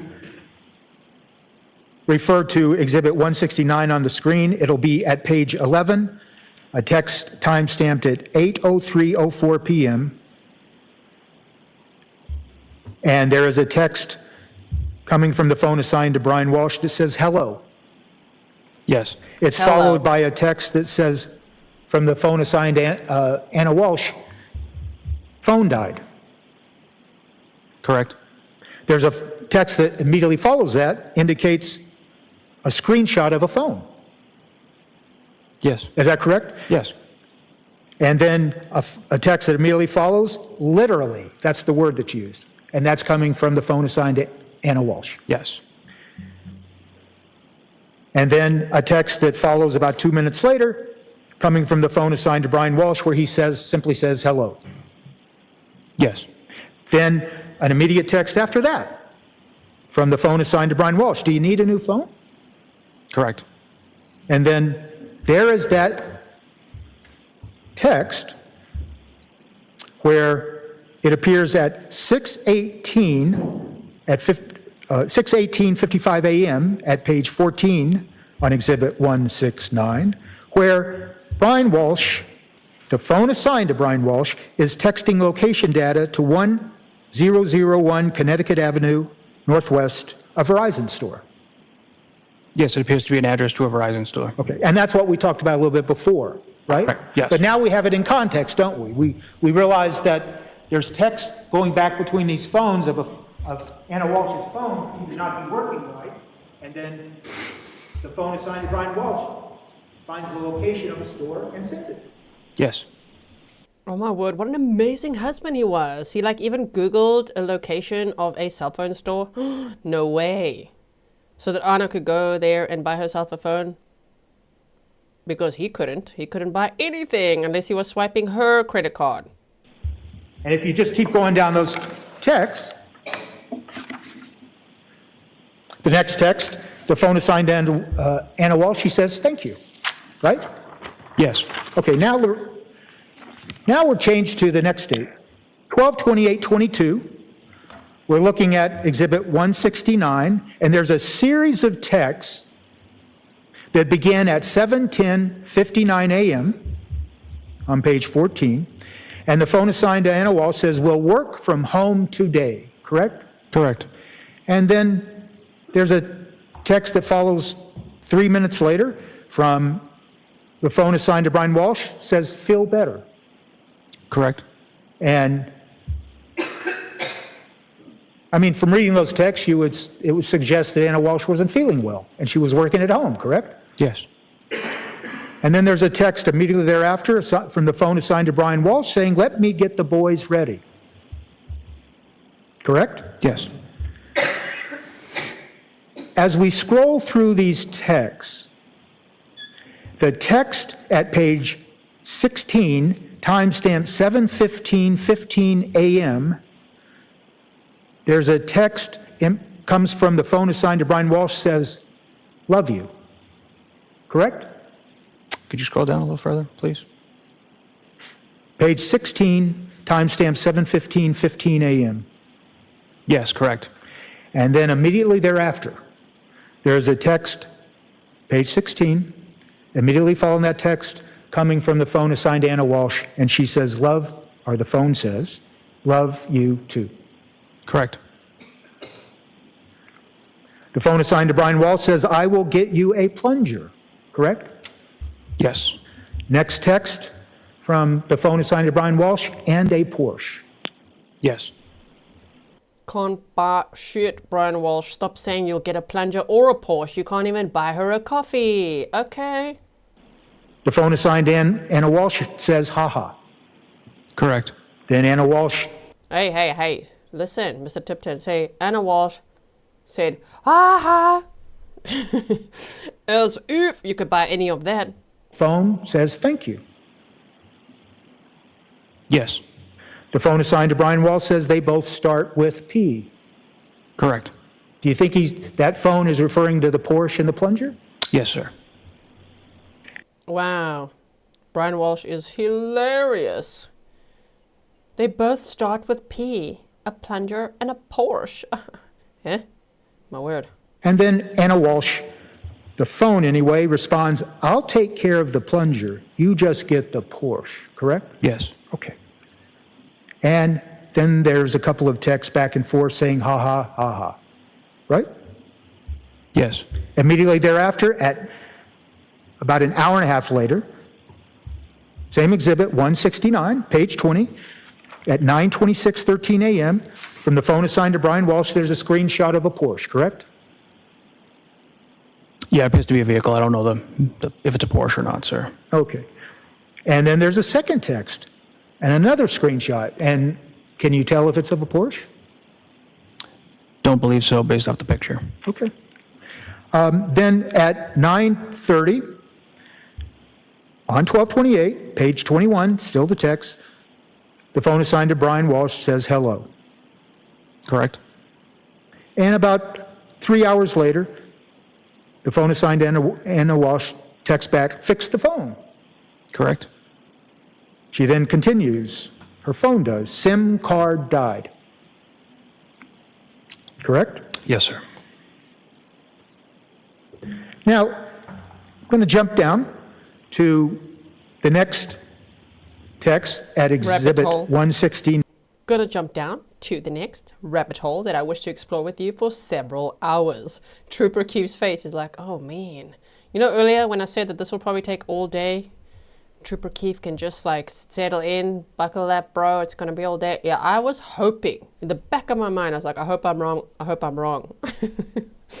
Please let me be wrong. And be like, oh, okay, I thought it's gonna be so long, but look at that, it was so short. No, it's gonna be the whole day, because they finish at 1 today, which means they're finishing in an hour or 57 minutes from now.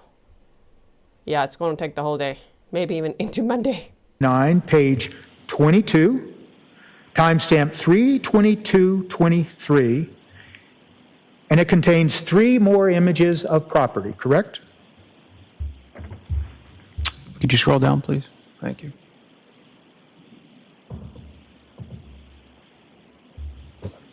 Yes, sir.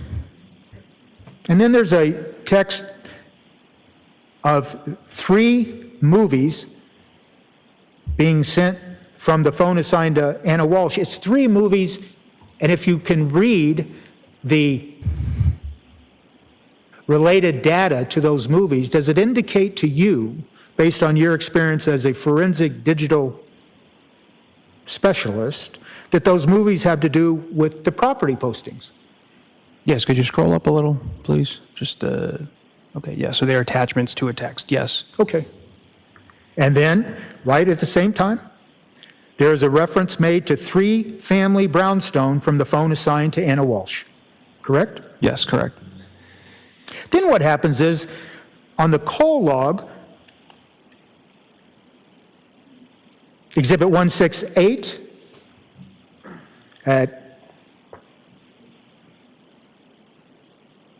page 6, record 66, there's a phone call between the phones assigned to Anna Walshe and Brian Walshe.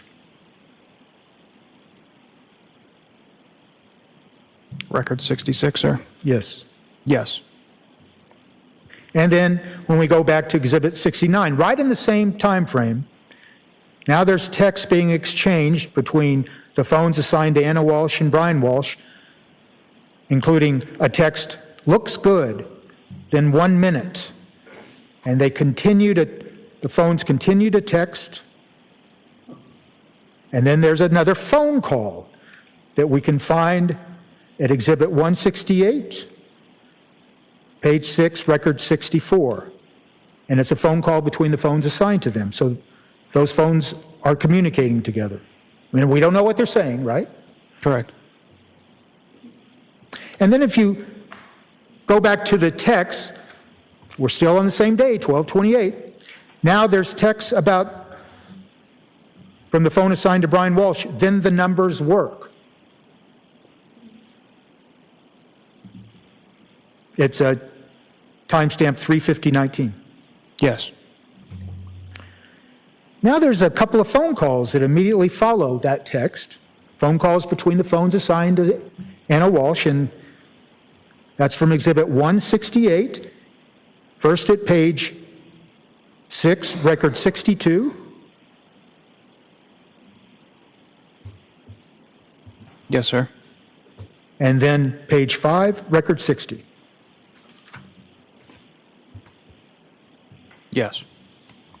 Then what happens, same day, 12/28, on the call log, Exhibit 168, at page 5, record 56, there is a 21-minute, 47-second phone call between the 2 phones assigned to Anna Walshe and Brian Walshe. Yes, incoming call from 7966, assigned to Anna Walshe. And then about 30 minutes later, another phone call, this time originating from the phone assigned to Brian Walshe, that's for 15 minutes and 11 seconds. Yes.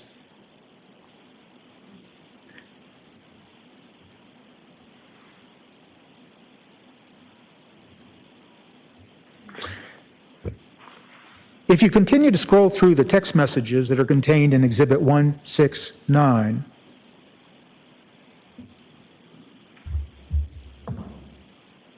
and I want to refer to page 30 and the text message timestamped 11:18 a.m., 11:18:10 a.m. You see the text coming from the phone assigned to Anna Walsh that said, it's incoming soon at 199K. I do. And the next text is, had 2 bathrooms, good shape. Yes. Next text from the phone assigned to Anna Walsh, offer 195K. Yeah. Response from the phone assigned to Brian Walsh, probably. Do you see that? Yes, sir. Then immediately thereafter, a text that says, let's see what TJ says. Yes.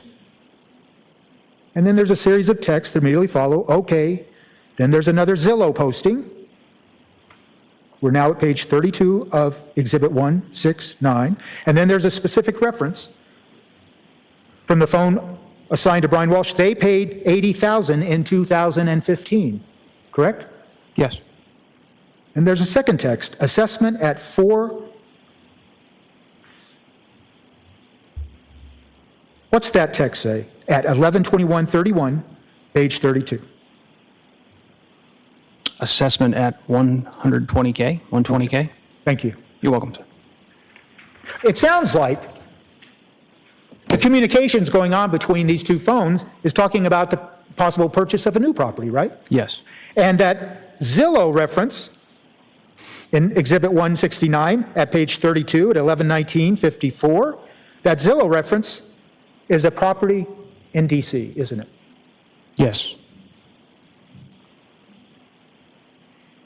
And then scrolling down to page 33, 11/21/50, we see a text, zesting at 175K. Yes. And what does zesting mean? Do you have any idea? The estimate of the property? Okay. And then the next text is, our unit is really 1820 square feet. Correct. All right, may we approach? Yes? Yes. May we approach? What in the F is the meaning of this? Is he trying to take up the whole day? Can we tell our witnesses, don't worry, you're not coming in today at all? Obviously, the state can do that because nobody's going to be able to. It's 12:10 local time. They're finishing at 1 today. Even Brian Walsh is tired of this. Look at him. He's exhausted. He's looking forward to the weekend in jail. Man. Sir, I want the coffee he has. Damn. As we continue with this series of texts, now we're on December 29th, page 33 of Exhibit 169.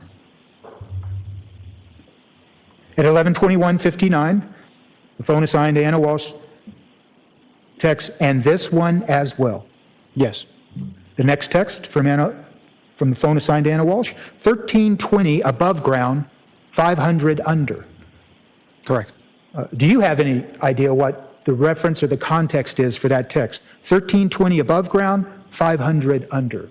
The possible square footage of the property? Okay. And then the next text, coming from the phone assigned to Brian Walsh, let's see how much work it needs. You see that? Yes. Then there's a text, are they renting it out? Yes. Then the next text, makes sense to take it down hard. Correct? I see that, yes. And then, does it sound like to you, based on your investigation in this case, that there's a discussion going on about possibly buying a new property in or around the DC area? Yes. I want to go forward now to Exhibit 161. I'm going to focus you to page 54, record 804, occurring at 9:13:47 p.m.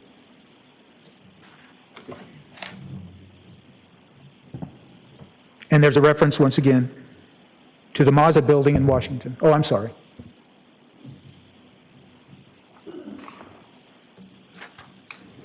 .804, sir. Yes, record 8. That's right, Kelly. Just whip him with the hair. Whoosh, give him a whack. 804 at page 54. Yes. And exhibit 161. Correct, yes.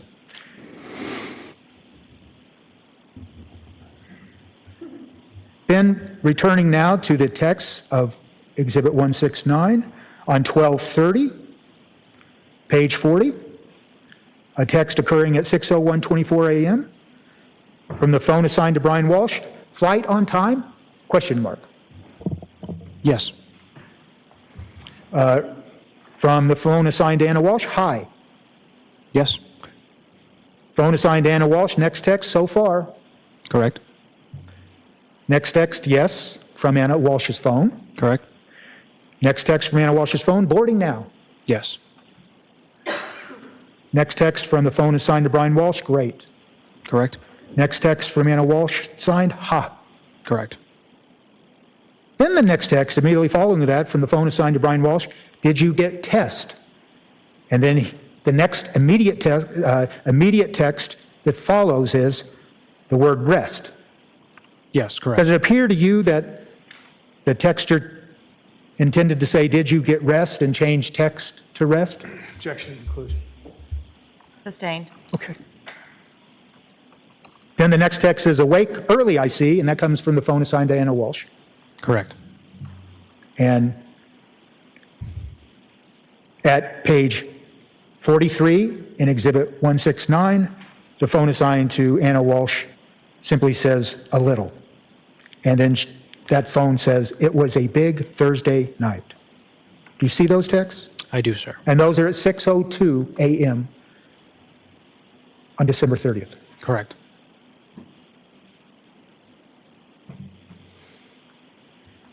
As you scroll down to the text dated 12/30/22 at page 46, a text at 12:07 p.m., there's a text coming from the phone of Anna Walshe, and it includes 2 photographs, correct? Yes. And I believe the photographs are blurred, but based on your review, do these photographs include pictures of a female and a young child? They did. And the response from the phone assigned to Brian Walshe says, looking good. That's correct. Then immediately thereafter, I should say not immediately, but 3 minutes later, a text coming from the phone assigned to Anna Walshe, and it includes another photo of, if you know, a female and a young child. Correct. And then a text from the phone assigned to Anna Walshe, hanging out hard. Correct. If we move down to the text at 49, page 49, timestamped 1:26:49 p.m., there's a text coming from the phone assigned to Anna Walshe, and it appears to be a movie. Do you see that? It's timestamped 1:26:49 p.m. Hold on one second, sir. Sure.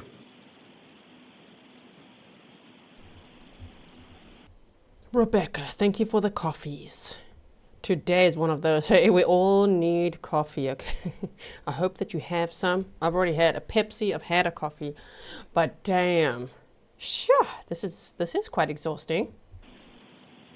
Yes, there appears to be a movie attachment. Okay, a movie attachment. I'm so glad it's half day today, man. Imagine this for full day. We'd be like, oh my word, on a Friday? What? See, the judge knew. She had that intuition. We're doing half day on Friday. Sorry, Correct. I should have been more clear. And then we see in the call log, Exhibit 168, at page 2, record number 20, record number 18, record number 16, they're all on page 2. We see a series of phone calls between the phones assigned to Brian Walshe and Anna Walshe. Do you see that? It's all on page 2, records 20, 18, and 16. Yes, I see those, sir. Okay. And then back to Exhibit 169 at the relevant time period, about an hour later, at page 50, there is a text coming from the phone assigned to Brian Walshe that contains 7 photographs, correct? Yes. And if you recall, And I understand that the photographs are blotted out, but if you recall, there are photographs of a woman and a boy. Yes, sir. So what we have here, and what you've just described to the jury, is when we put all the data together from primarily three sources: the call log, the text messages, and the data from the work you did in extracting the data from the iPhone mini. We see that all of those data, when looked at, they help frame a picture of communications about buying property and selling property, shopping for a Porsche, trading pictures between each other, all in the time period encompassing December 25th, leading up to December 31st of 2022. Yes, everything was amazing until it wasn't. Isn't that right? This shows communication between Brian and Anna Walsh from December 25th through December 30th. We only went to the 30th, sir. And to be fair, it shows communications between phones, data. Yes. time. Text message, phone calls, communication between those two devices during that time period.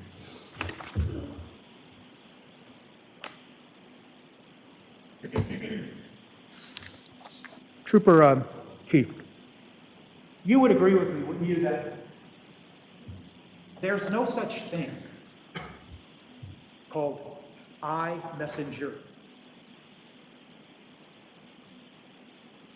What do you mean? Okay. You're familiar with Facebook, correct? Yes. And Facebook has a communication or texting. Stop it. We're going to go down this line of questioning again. He did this already with Trooper Garino. Oh, my word. Okay, everybody really double buckle up with Walmart buckles and extra coffee. Here we go. Associated with it, and it's called Messenger, correct? Facebook Messenger, correct? Right. It's not called iMessenger. Not that I'm aware of, sir. And then you're familiar with text messaging that originated with Apple, and it's referred to as iMessage, right? Yes. And it's not referred to as iMessenger, is it? Not that I'm aware of. And it is possible, isn't it, to receive Facebook Messenger postings on someone's phone from someone's Facebook account if that person, the holder of the Facebook account, permits that person to see their Facebook Messenger communications. Depends where you got the data from, sir. Okay. You did not find anything on the Apple iPhone 13 mini of any Facebook Messenger postings between Anna Walsh and a person named William Festa. Specifically Facebook Messenger Yes? between those two? On the iPhone 13 mini? Yes. Not that I recall. You said Facebook. You said Facebook. And then corrected to Facebook. Okay. You did see, didn't you, a Facebook communication on that iPhone mini between Anna Walsh and a man named Michael Redmond on December 25th of 2022, didn't you? I would have to see the document, sir. Can I do these? I think I'm going to have to come inside. Okay. Why don't we go? Oh, no. Sidebar. And we're almost all caught up. We're 3 minutes behind the feed. Now we can't go at faster speed. Damn it! So, may I approach you now? You may. No, you may not. You have to wrap this up immediately, sir. You have proven your non-point that Brian Walshe was amazing, everything was amazing, there was nothing nefarious going on from Christmas to New Year's of 2022. Anna Walshe died in the bed, and then my client decided the best course of action was to dismember her and hide all her body parts to the point where no one found her ever again, and then throw away his Tyvek suit and splash-resistant goggles that he had so thoroughly researched. He's innocent. I was going to ask you, Trooper, have you seen that in your examination of the iPhone Mini 13?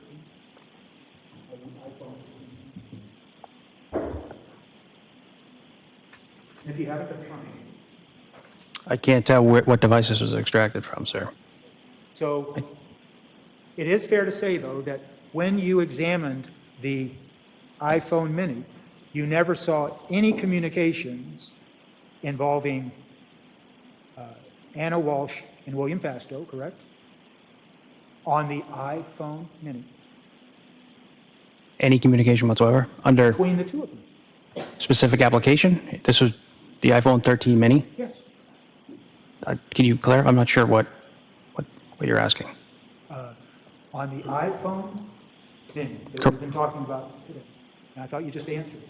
You did not see any communications between Anna Walshe and William Fastow first, let's say, with Facebook Messenger.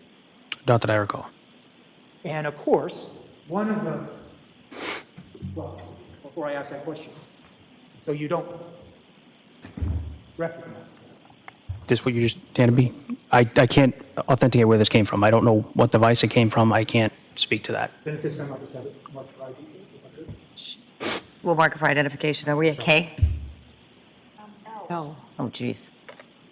All right. Thank you. What is it? Yes, Stefan, Porsche, property, don't forget the plunger. Perfect couple, leading to prison for LWOP.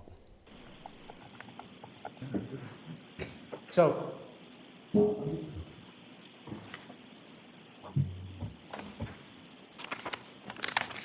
now, look, you said to my question, you said, I don't recall if you saw communications on the iPhone Mini between Anna Walshe and William Fastow using Facebook Messenger. Correct. You don't recall? I don't. Well, of course, in the nature of this case and the fact that you are assigned to the Norfolk County DA's office, and it would be pretty important, wouldn't it, if in fact you found messaging that was between Anna Walshe and William Fastow on the phone assigned to Brian Walshe. That'd be pretty important stuff, wouldn't it? Yes. And as you sit here today, and I ask you a very simple question, did you see any Facebook Messenger messages between Anna Walshe and William Fastow? You said, I don't recall. But that'd be, right? That's what you said. Yes. You would agree that's pretty important. That would be pretty important evidence if you found that on that phone, wouldn't it? Yes. And you would agree that with regards to Apple iMessages,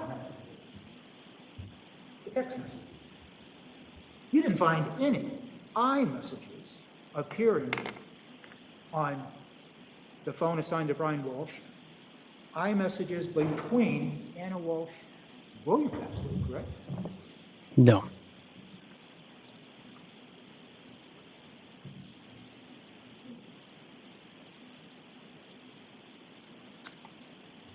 And of course, He never asked about the Instagram messages.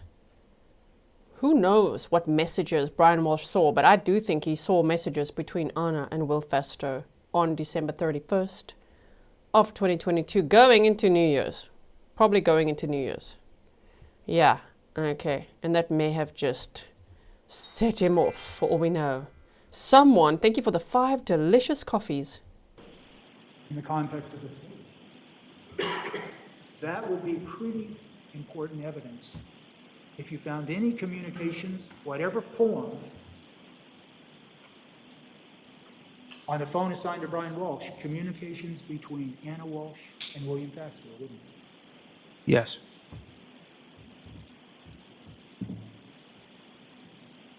And the other thing you did not find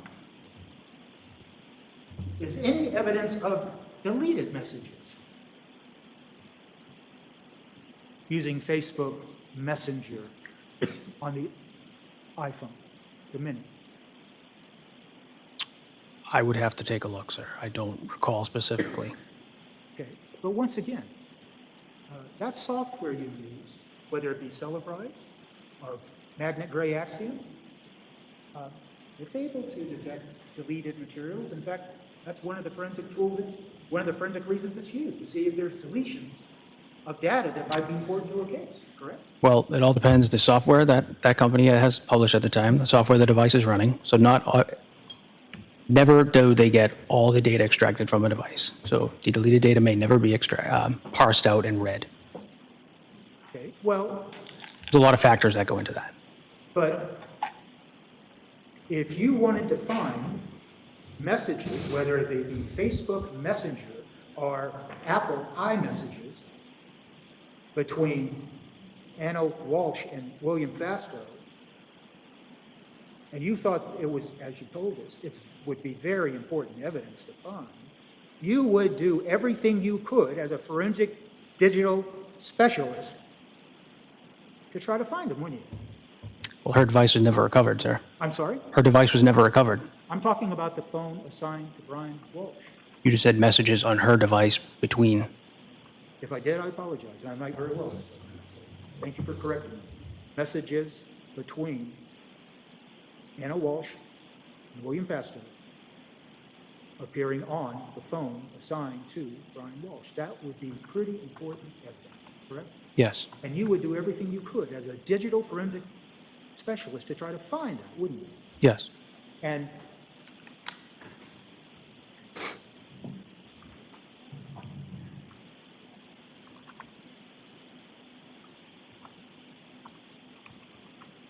He's looking at the ceiling. Damn. Mm-hmm. Damn. You're done? just a minute. You're done? The judge sounds excited. You're done? Look at him. Look at him. Guys, that was exhausting. Thank you, sir. Redirect. Everybody applaud. He's finally done. He says, he says, I'm finally done. He said it. I'm finally done. Redirect. Okay. No, Your Honor. Nice. The witness may step down. Thank you, Your Honor. Do you want to leave this stuff here? Yes, the lawyers will take care of that, but thank you. Your Honor. No redirect.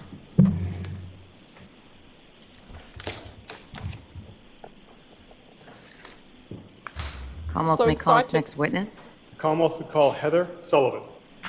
Heather Sullivan. Okay.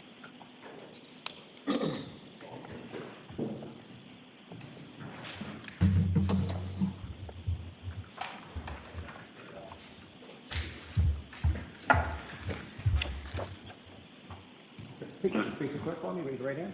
Do you solemnly swear or affirm testimony you'll give in the cause now in hearing will be the truth, the whole truth, and nothing but the truth, so help you God? Yes. Thank you. You can be seated. Watch your stuff.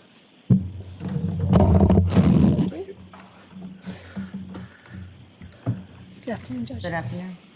You may proceed. Thank you, Your Honor. Could you please state your name and spell your last name for the record? Yes, sir. Retired Trooper Heather Sullivan, Sullivan. And you say retired. When do you retire? In July. And how long were you a state police trooper? 20 years. And what can you just tell us your path through the state police, where your assignments? Sure. I was on the road for the first 7 years of my career. For the last 13 years, I've been in crime scene, 7 of which I worked at the crime scene office that's attached to the medical examiner's office. In the last 6 years, I worked in the crime scene services in Danvers. And what were your responsibilities at the crime scene services in Danvers? It was my responsibility to go to any homicide, suicide, unattended death, any crime scene where I would need to collect evidence, process it for fingerprints, or document any items of interest. And what type of training did you need to obtain in order to get into that unit? We had on-the-job training, but it was years and years of training. Every year we have some sort of class, proficiency tests in crime scene, videography, documentation, evidence collection, tire track, footwear, and fingerprints. You say proficiency tests in those areas. Did you pass your proficiency tests? Yes, sir. And are you familiar with competency tests? Yes. Did you pass your competency tests? Yes, sir. Now, I'd like to ask you some questions about January 9th of 2023. Did you have the opportunity to be involved in an investigation that initially started in Swampscott that afternoon? Yes, sir. Where did you respond to in Swampscott that afternoon? 330 Paradise Lane. It was an apartment complex, and I was called there by Norfolk County Detective Unit. And Mama's house. Brian Walsh's mama's house. about what time do you think you got there? About 1,400 hours. And Ms. Gilman, can we have what was marked as Exhibit 90? It's a photograph. And forgive me, I don't have the file number in front of me.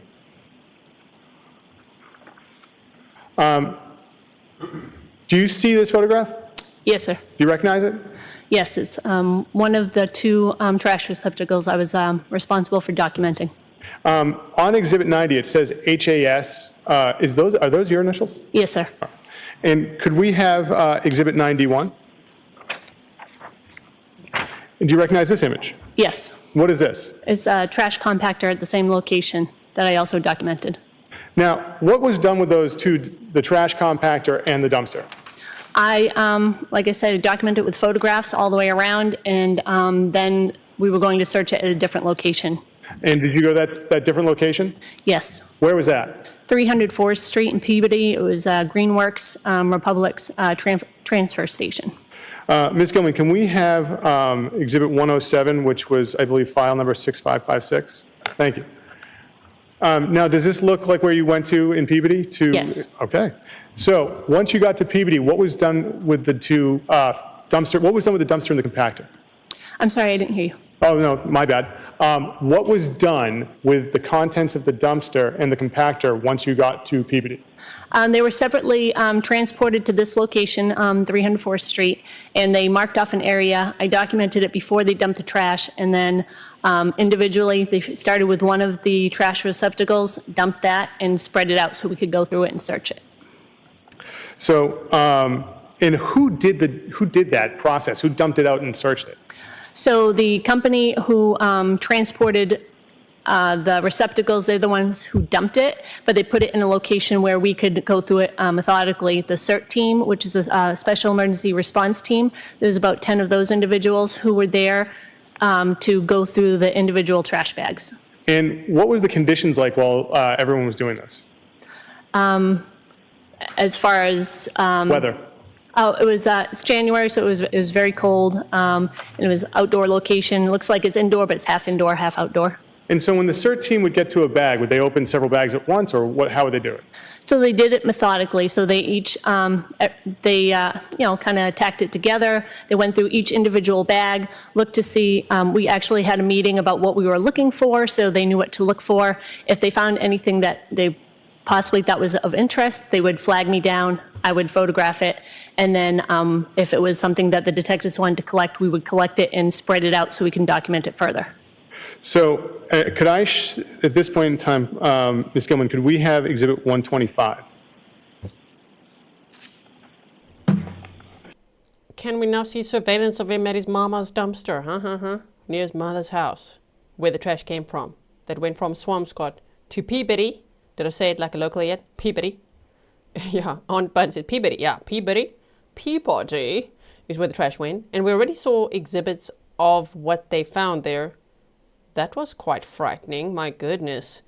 I think that was on day 3. It's all time-stamped for you. So if you go to the pinned comments on each day, you'll just quickly see who the witnesses were and what we saw. So do you recognize this image? Yes, sir. Is this one of the bags, contents of the bags that you had to spread out and do further documentation of? That was some of the contents in one of the bags, yes. And what's this? Bless you.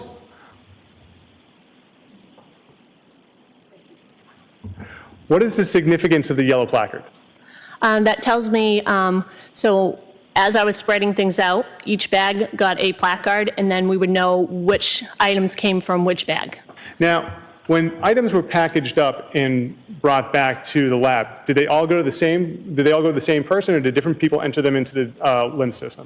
So I entered any evidence that we collected for crime scene services, which would be specifically for fingerprinting. I would collect that evidence, and then the detective unit collected anything we weren't actually processing for fingerprints or DNA, and then another person from the forensic scientists unit, also in the crime lab, they collected anything that they would be testing for DNA specifically, and only that. Okay. And so these items here, were they tested for fingerprints? They were collected by my lab and sent to the Boston lab because it was their, basically their area that the incident occurred. So they took that evidence and they fingerprinted it. Now, but you were able to enter these into the LIMS system, correct? I entered anything that I collected, documented it, collected it, tagged it, and put it in the LIMS system. All right. I may have a moment, Your Honor. Yes?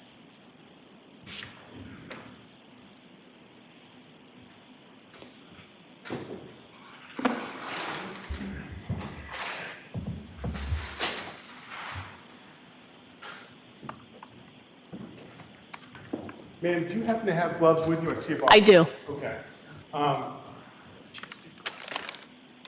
Your Honor, may I approach the witness? Okay.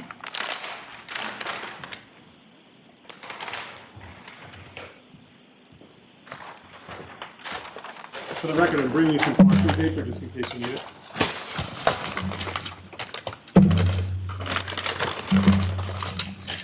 Sorry. Do you recognize this object? Yes. What is it? It's one of the bags of evidence that I had collected because I can see my handwriting on it. And what does it say on the exterior of the bag? Tin snips by placard 8, and I itemized it 7-9. The LIMS number is 23-00596 with my initials and the date that I collected it. Could you put some gloves on and open that bag and make sure that the snips are inside?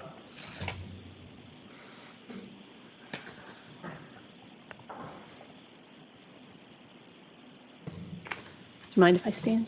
No, go right ahead. Those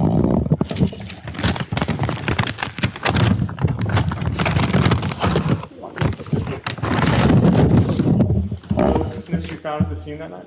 Yes. You can place them back in the bag. Your Honor, I'll have this marked. The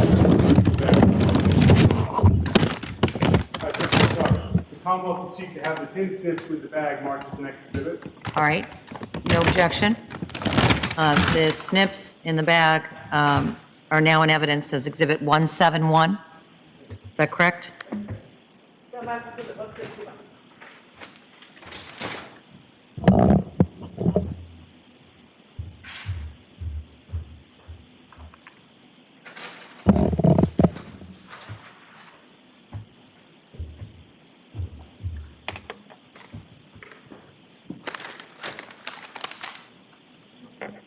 May I approach, Your Honor? You may.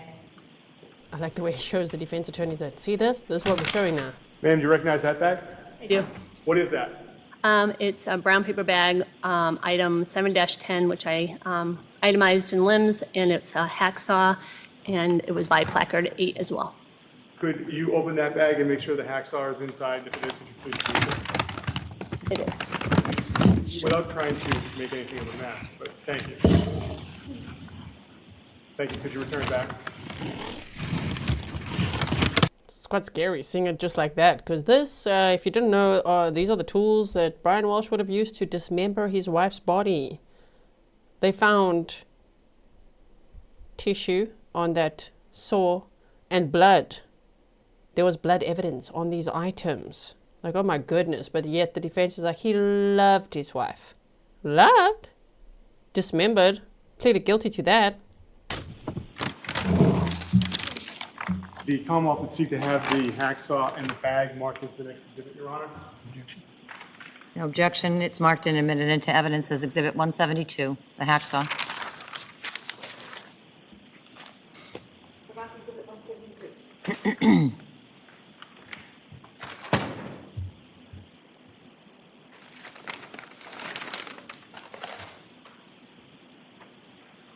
May I approach, Your Honor? Yes. Thank you, Your Honor. Do you recognize that bag? Yes, sir. What is that? This is a brown paper bag with a hammer, item 7-11. And if you could keep your voice up. Yes, I apologize. No, that's okay. I have you getting up and doing all that stuff, so that's my fault. Could you open the bag and make sure the hammer's inside?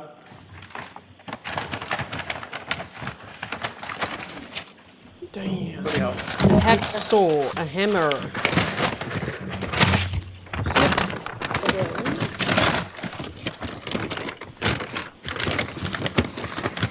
She does.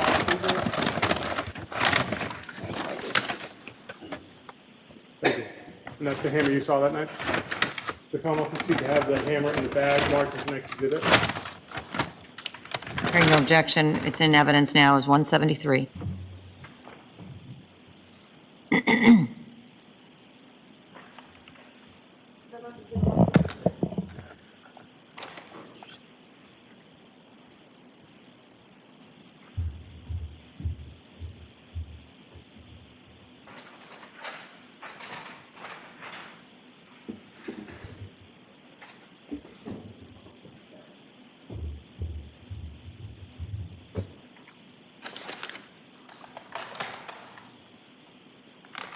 May I approach her? Yes.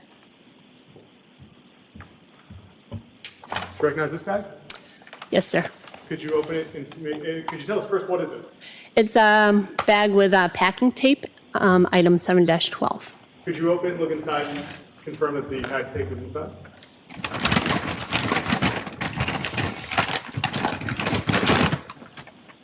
And does that appear to be the packing tape that you found at in PVD at the trash site that night?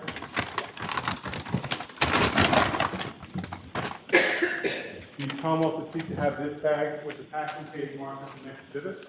No objection. It is now, the packing tape is now in evidence as 174.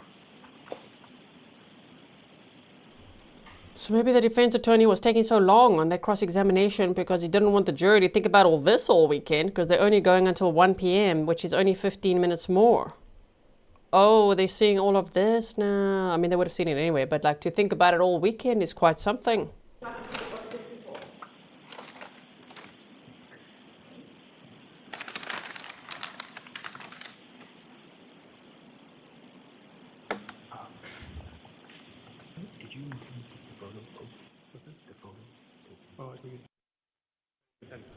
Ms. Gilman, could you take that down? D. Brown says hammer was used to break teeth. Plausible because he Googled, can you identify a body with broken teeth? Thank you. Your Honor, may I approach? You may. Ma'am, do you see that bag? Yes. Do you recognize it? Yes, it's a brown paper bag with a hatchet in it, item 7-13. Could you open that bag and confirm the hatchet's inside?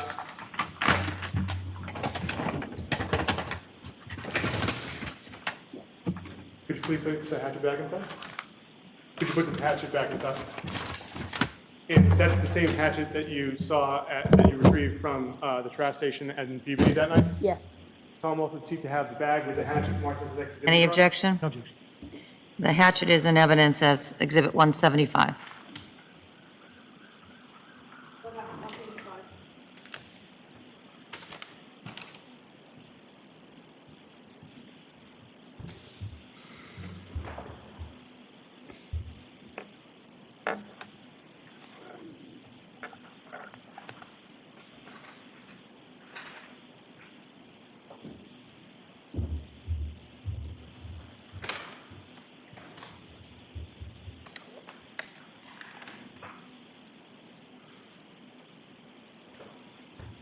May I approach, Your Honor? Yes?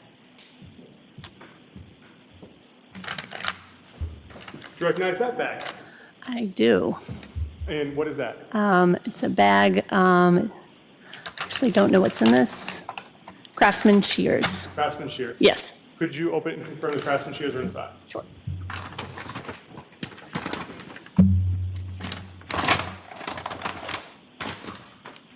Thank you. Are those the Craftsman shears you saw that night in Peabody? They were.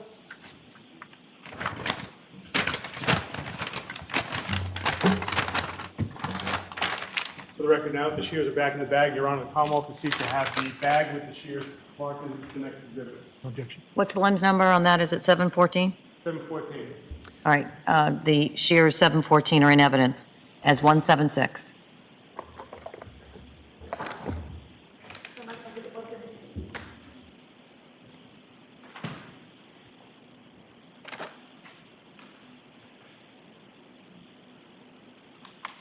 May I approach one more time, Your Honor? What you may. Do you recognize that bag? I do. What is that? It's a brown paper bag with a measuring cup in it, item 7-15. And could you open that bag and look inside? Is that the measuring cup you saw that night, Peabody? Yes. Commonwealth would seek to have the bag with the cup now back inside as the next exhibit. Objection. Number 715.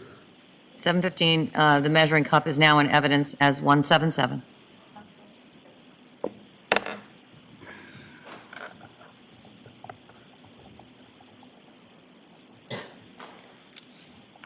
So I take it you took these items back to the lab and entered them into the LIMS system. I did, sir. And you didn't do any further work on these items once they were in the LIMS, once they were entered into the crime lab evidence system. Correct. Your Honor, may I have a moment? Yes? Thank you.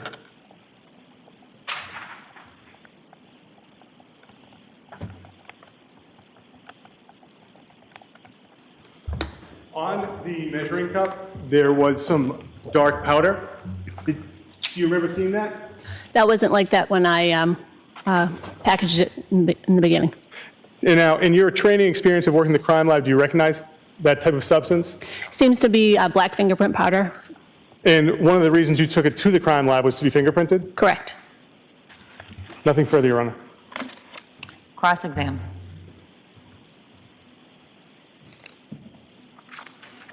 I have no questions.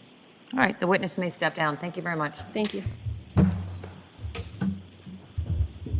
Okay. No questions from the defense.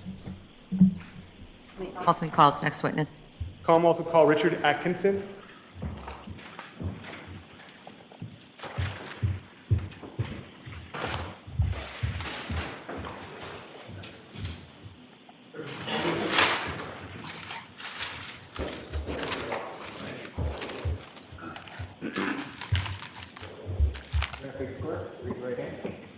Do you solemnly swear or affirm the testimony that you give in the cause now and hearing to be the truth, the whole truth, and nothing but the truth, so help you God? Yes. Thank you, sir.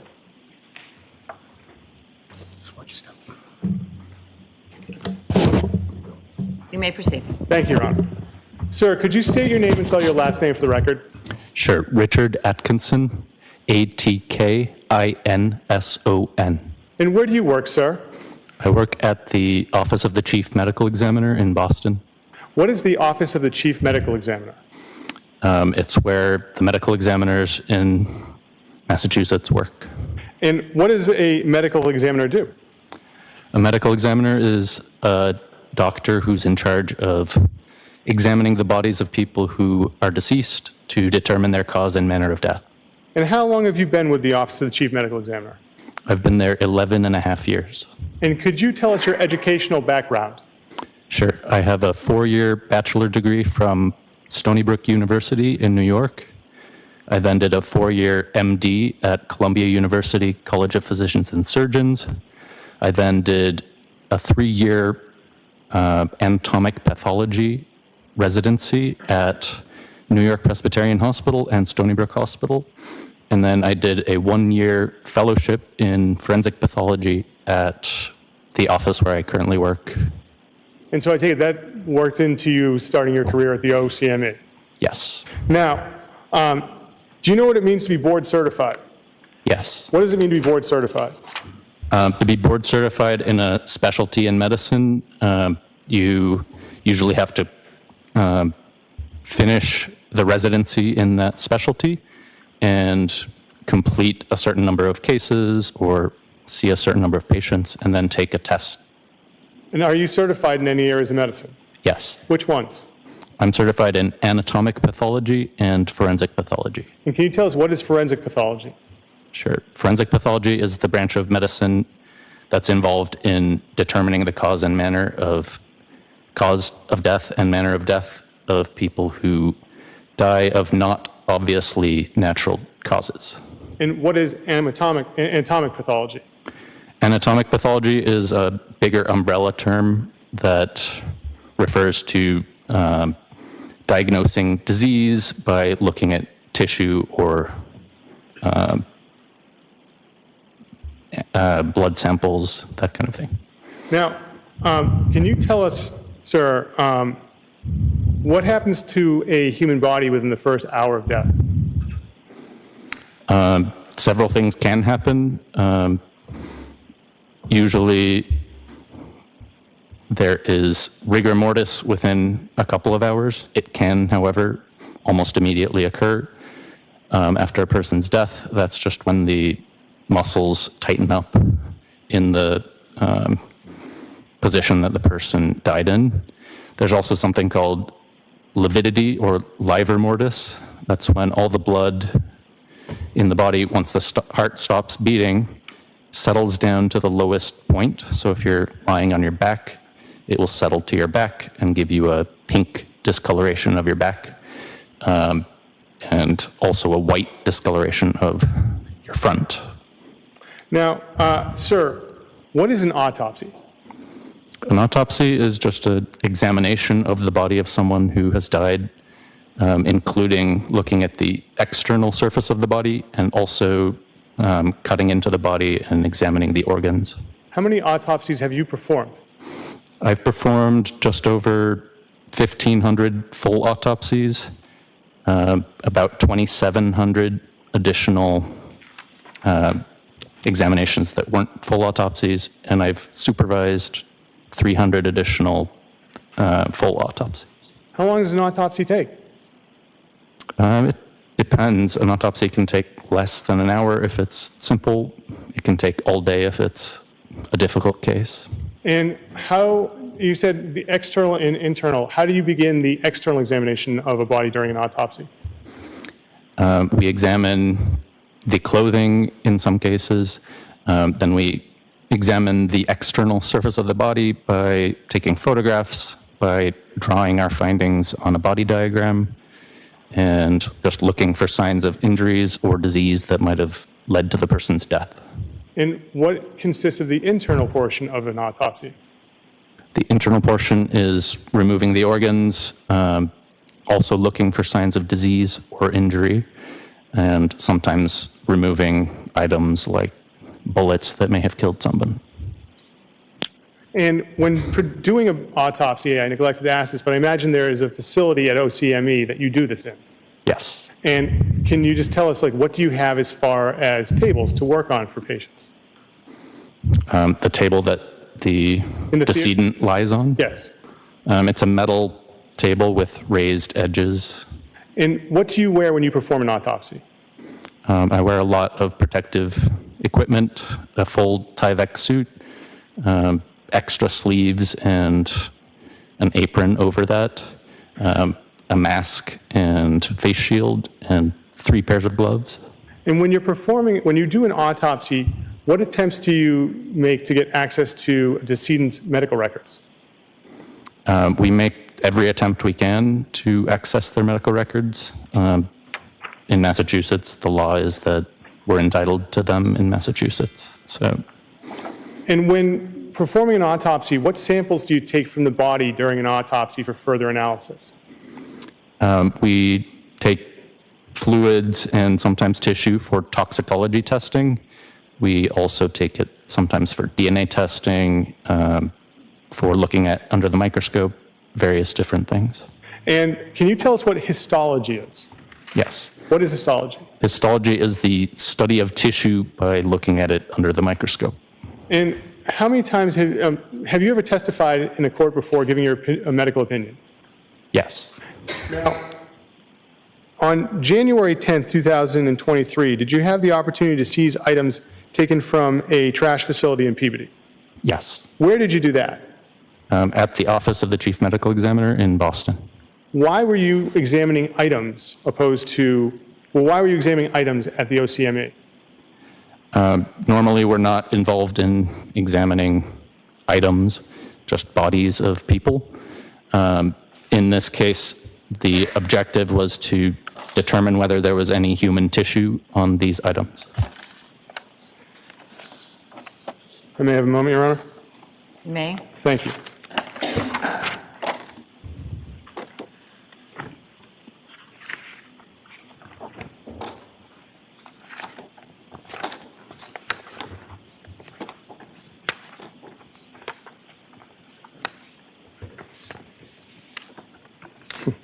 Okay.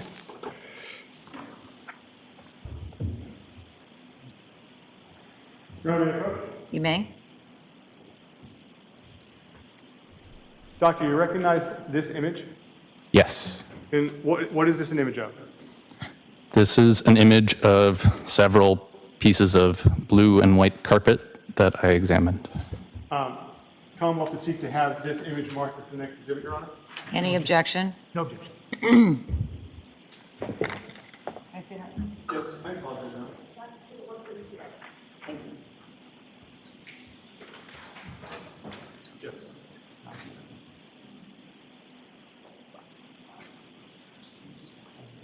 I will. Thank you. I will also put in the record each one. Yes, so for the record, what's the JPEG number of 178 that's now in evidence? It's PC 110181. All right, the photo of the rug with that JPEG number is now in evidence as 178. And Your Honor, may the Commonwealth publish? You may. Thank you, Your Honor. Ms. Gilman, could we have PC 110181?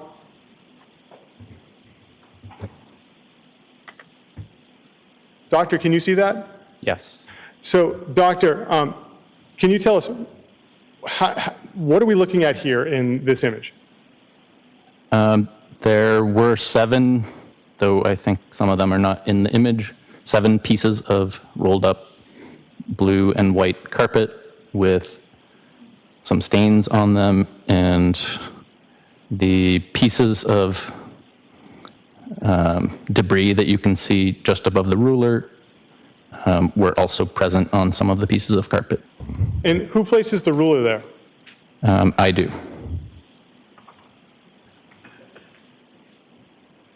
Your Honor, may I approach? You may.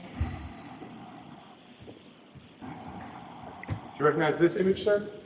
Yes. Is that one of the pieces of carpet that you had the opportunity to examine? Yes.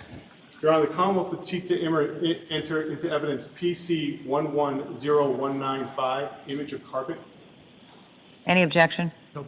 That 110195 is now in evidence as 179, photo also of rug. It's 1 o'clock. Should be interesting. And may the Commonwealth publish, Your Honor? You may. Ms. Gilman, do we have 110195? So, Doctor, is this one of the carpets that you had the opportunity to see that night or see that day when you were at OCME? Yes. And that ruler, did you place that there as well? Yes. And Doctor, do you have an idea of what the aggregate measurement of the carpets were together? No, I don't think I recorded that. Your Honor, may I approach? Yes? Doctor, do you recognize this image? Yes. Is this another one of the pieces of carpet you had the opportunity to examine that day? Yes. Your Honor, the Commonwealth would seek to enter in PC 110198, second image of carpet. No objection. The photo of the rug 110198 is now in evidence as Exhibit 180. We shall see what this all might mean, but I think it's possible that he may have stabbed Anna when somewhere on that carpet, when she was on the carpet or something. Thank you, Racer Girl, for spotting the mods. You know? And maybe the debris is from the ceiling, from the hole in the ceiling. I don't know. Maybe there was a huge struggle there. We shall have to wait and see, and I wonder if the clothing could indicate if she was stabbed. You know what I mean? Anyway, that's where my mind is going. I'm just like, and then what? What did they find? But let's see. Because the carpet wasn't in the basement. Later it was in pieces, in bags.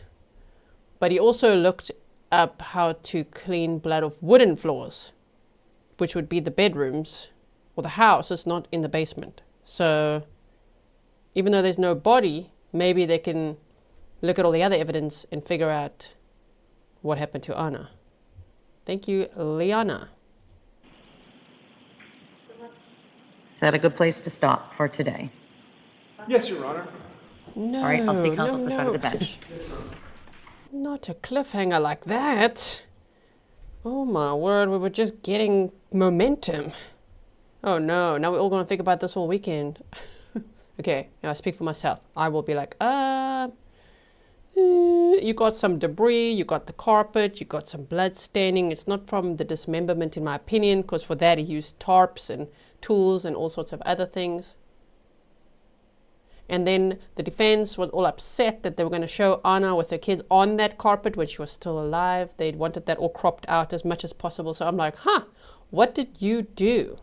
Maybe in the living room, on the carpet. And based on what the clothing items were, was Anna leaving your ass to be like, I'm going to get out of here, or I'm going for a walk, or I can't stand to talk to you, I'm leaving? Maybe they had a big fight. Maybe he did see messages on her phone.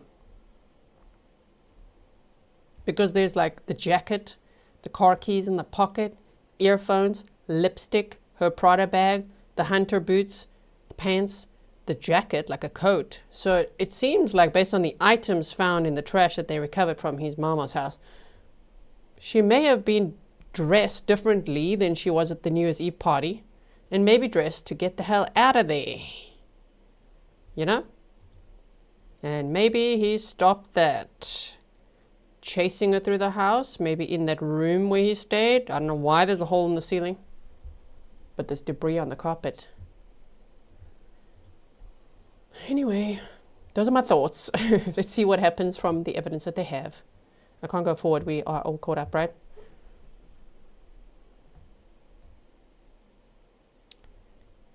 Interesting. Jadzia says, someone on another channel, an expert, said that they thought the stains on the rug looked like the bags had been put on it and leaked rather than her bleeding out directly on the rug. Interesting. My theory is that he may have stabbed her, because he also asked if he could put a bloody knife in the dishwasher. Dude, this guy, oh my word. Now today's a short day, but we're going to have more live streaming. There'll be a members only live right after this, okay?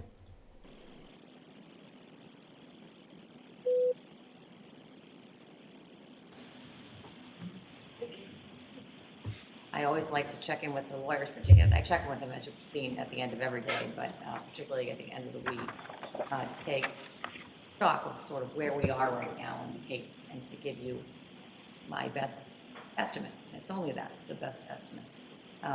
But the case has been moving in quite efficiently. I think when I impaneled you, I told you that we expected 3.5 to 4.5 weeks of evidence. I don't think it's going to go that long. My best estimate at this point is that the evidence in this case will be concluded within a total time frame of 3 weeks. So we just put 1 week in the bank, so to speak. I don't think the evidence will go any further than 2 additional weeks. So I just try to keep you as advised, because, as I've said to you, I'm ever mindful of the sacrifice to your personal lives that you've been making. That's my best estimate right now. And as we go through those next 2 weeks, I'll give you further updates. All right? So, jurors, I hope you all, I appreciate the work you've done this week. I hope you all get some rest this weekend. And while you're getting that rest, you must not do the following things. Do not speak to anyone about this case. Do not go on any social media or any news media of any sort. Don't do any research of any kind about this case. And continue to have open minds as you listen to the evidence in this case. Again, I appreciate all you're doing.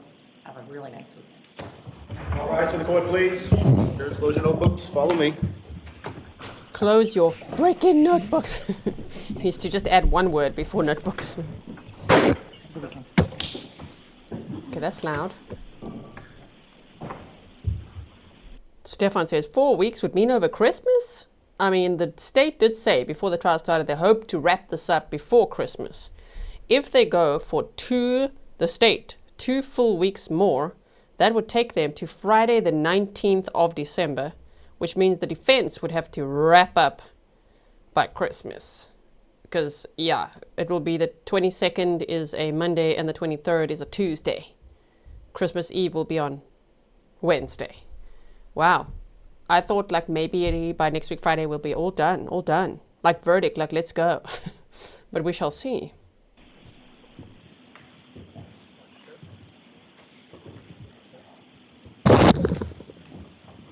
Thank you. Your Honor.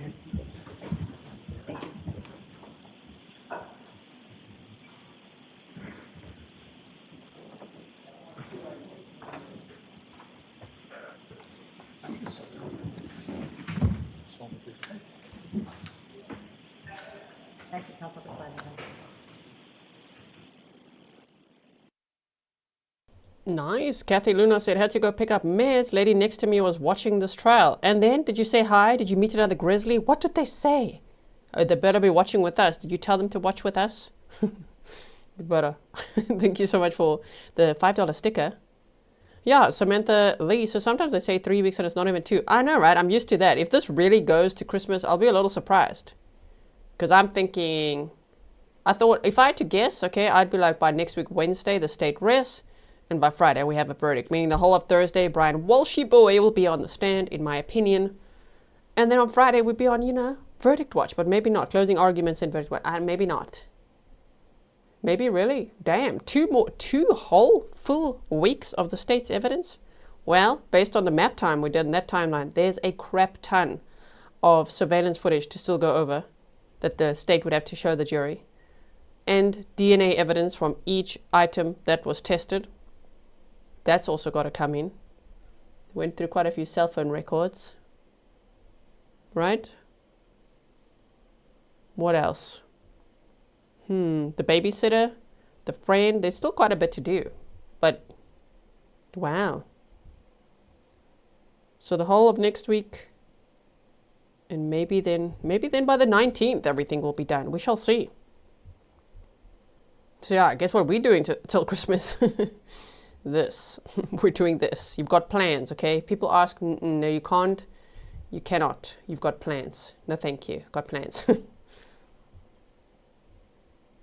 we go even slightly forward? Yes? Okay, now we're really all caught up.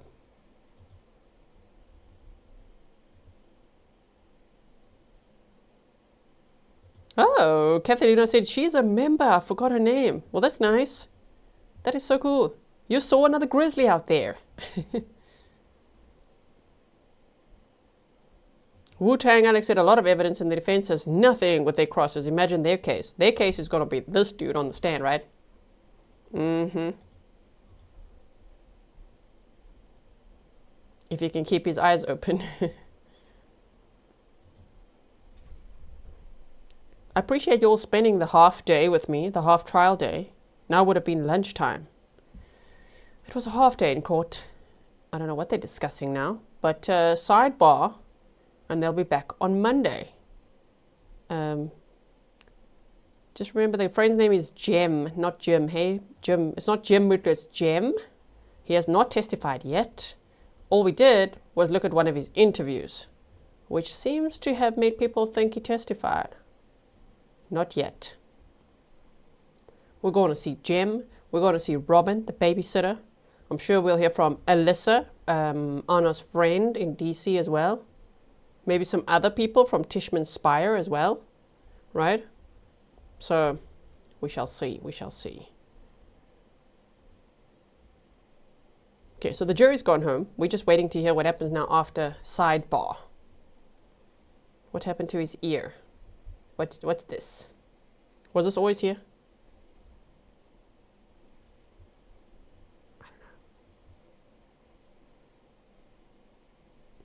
Anyway, dear Liesel says, I thought we only saw William Fastow. What does only mean? We did see William Fastow testify from DC. We've got many more to see. I didn't ask you over there, but I assume based on our last little bit, anything the Commonwealth needs to address with the court before I get off the bench? No, Your Honor. And same to the defense. No, Your Honor. Everyone have a nice weekend. Thank you. Put the handcuffs on.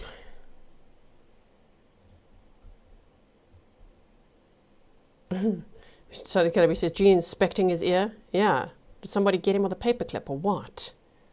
Off you go for the weekend. Bye-bye. I'm talking to Brian Walshe, okay? You guys, you don't go. Stay here. We're going to teleport now, redirect to the members-only live stream. You can ask me anything in those members-only live streams. I try my best to answer questions. Bye. Yeah, grip his arm real tight. Squeeze that elbow.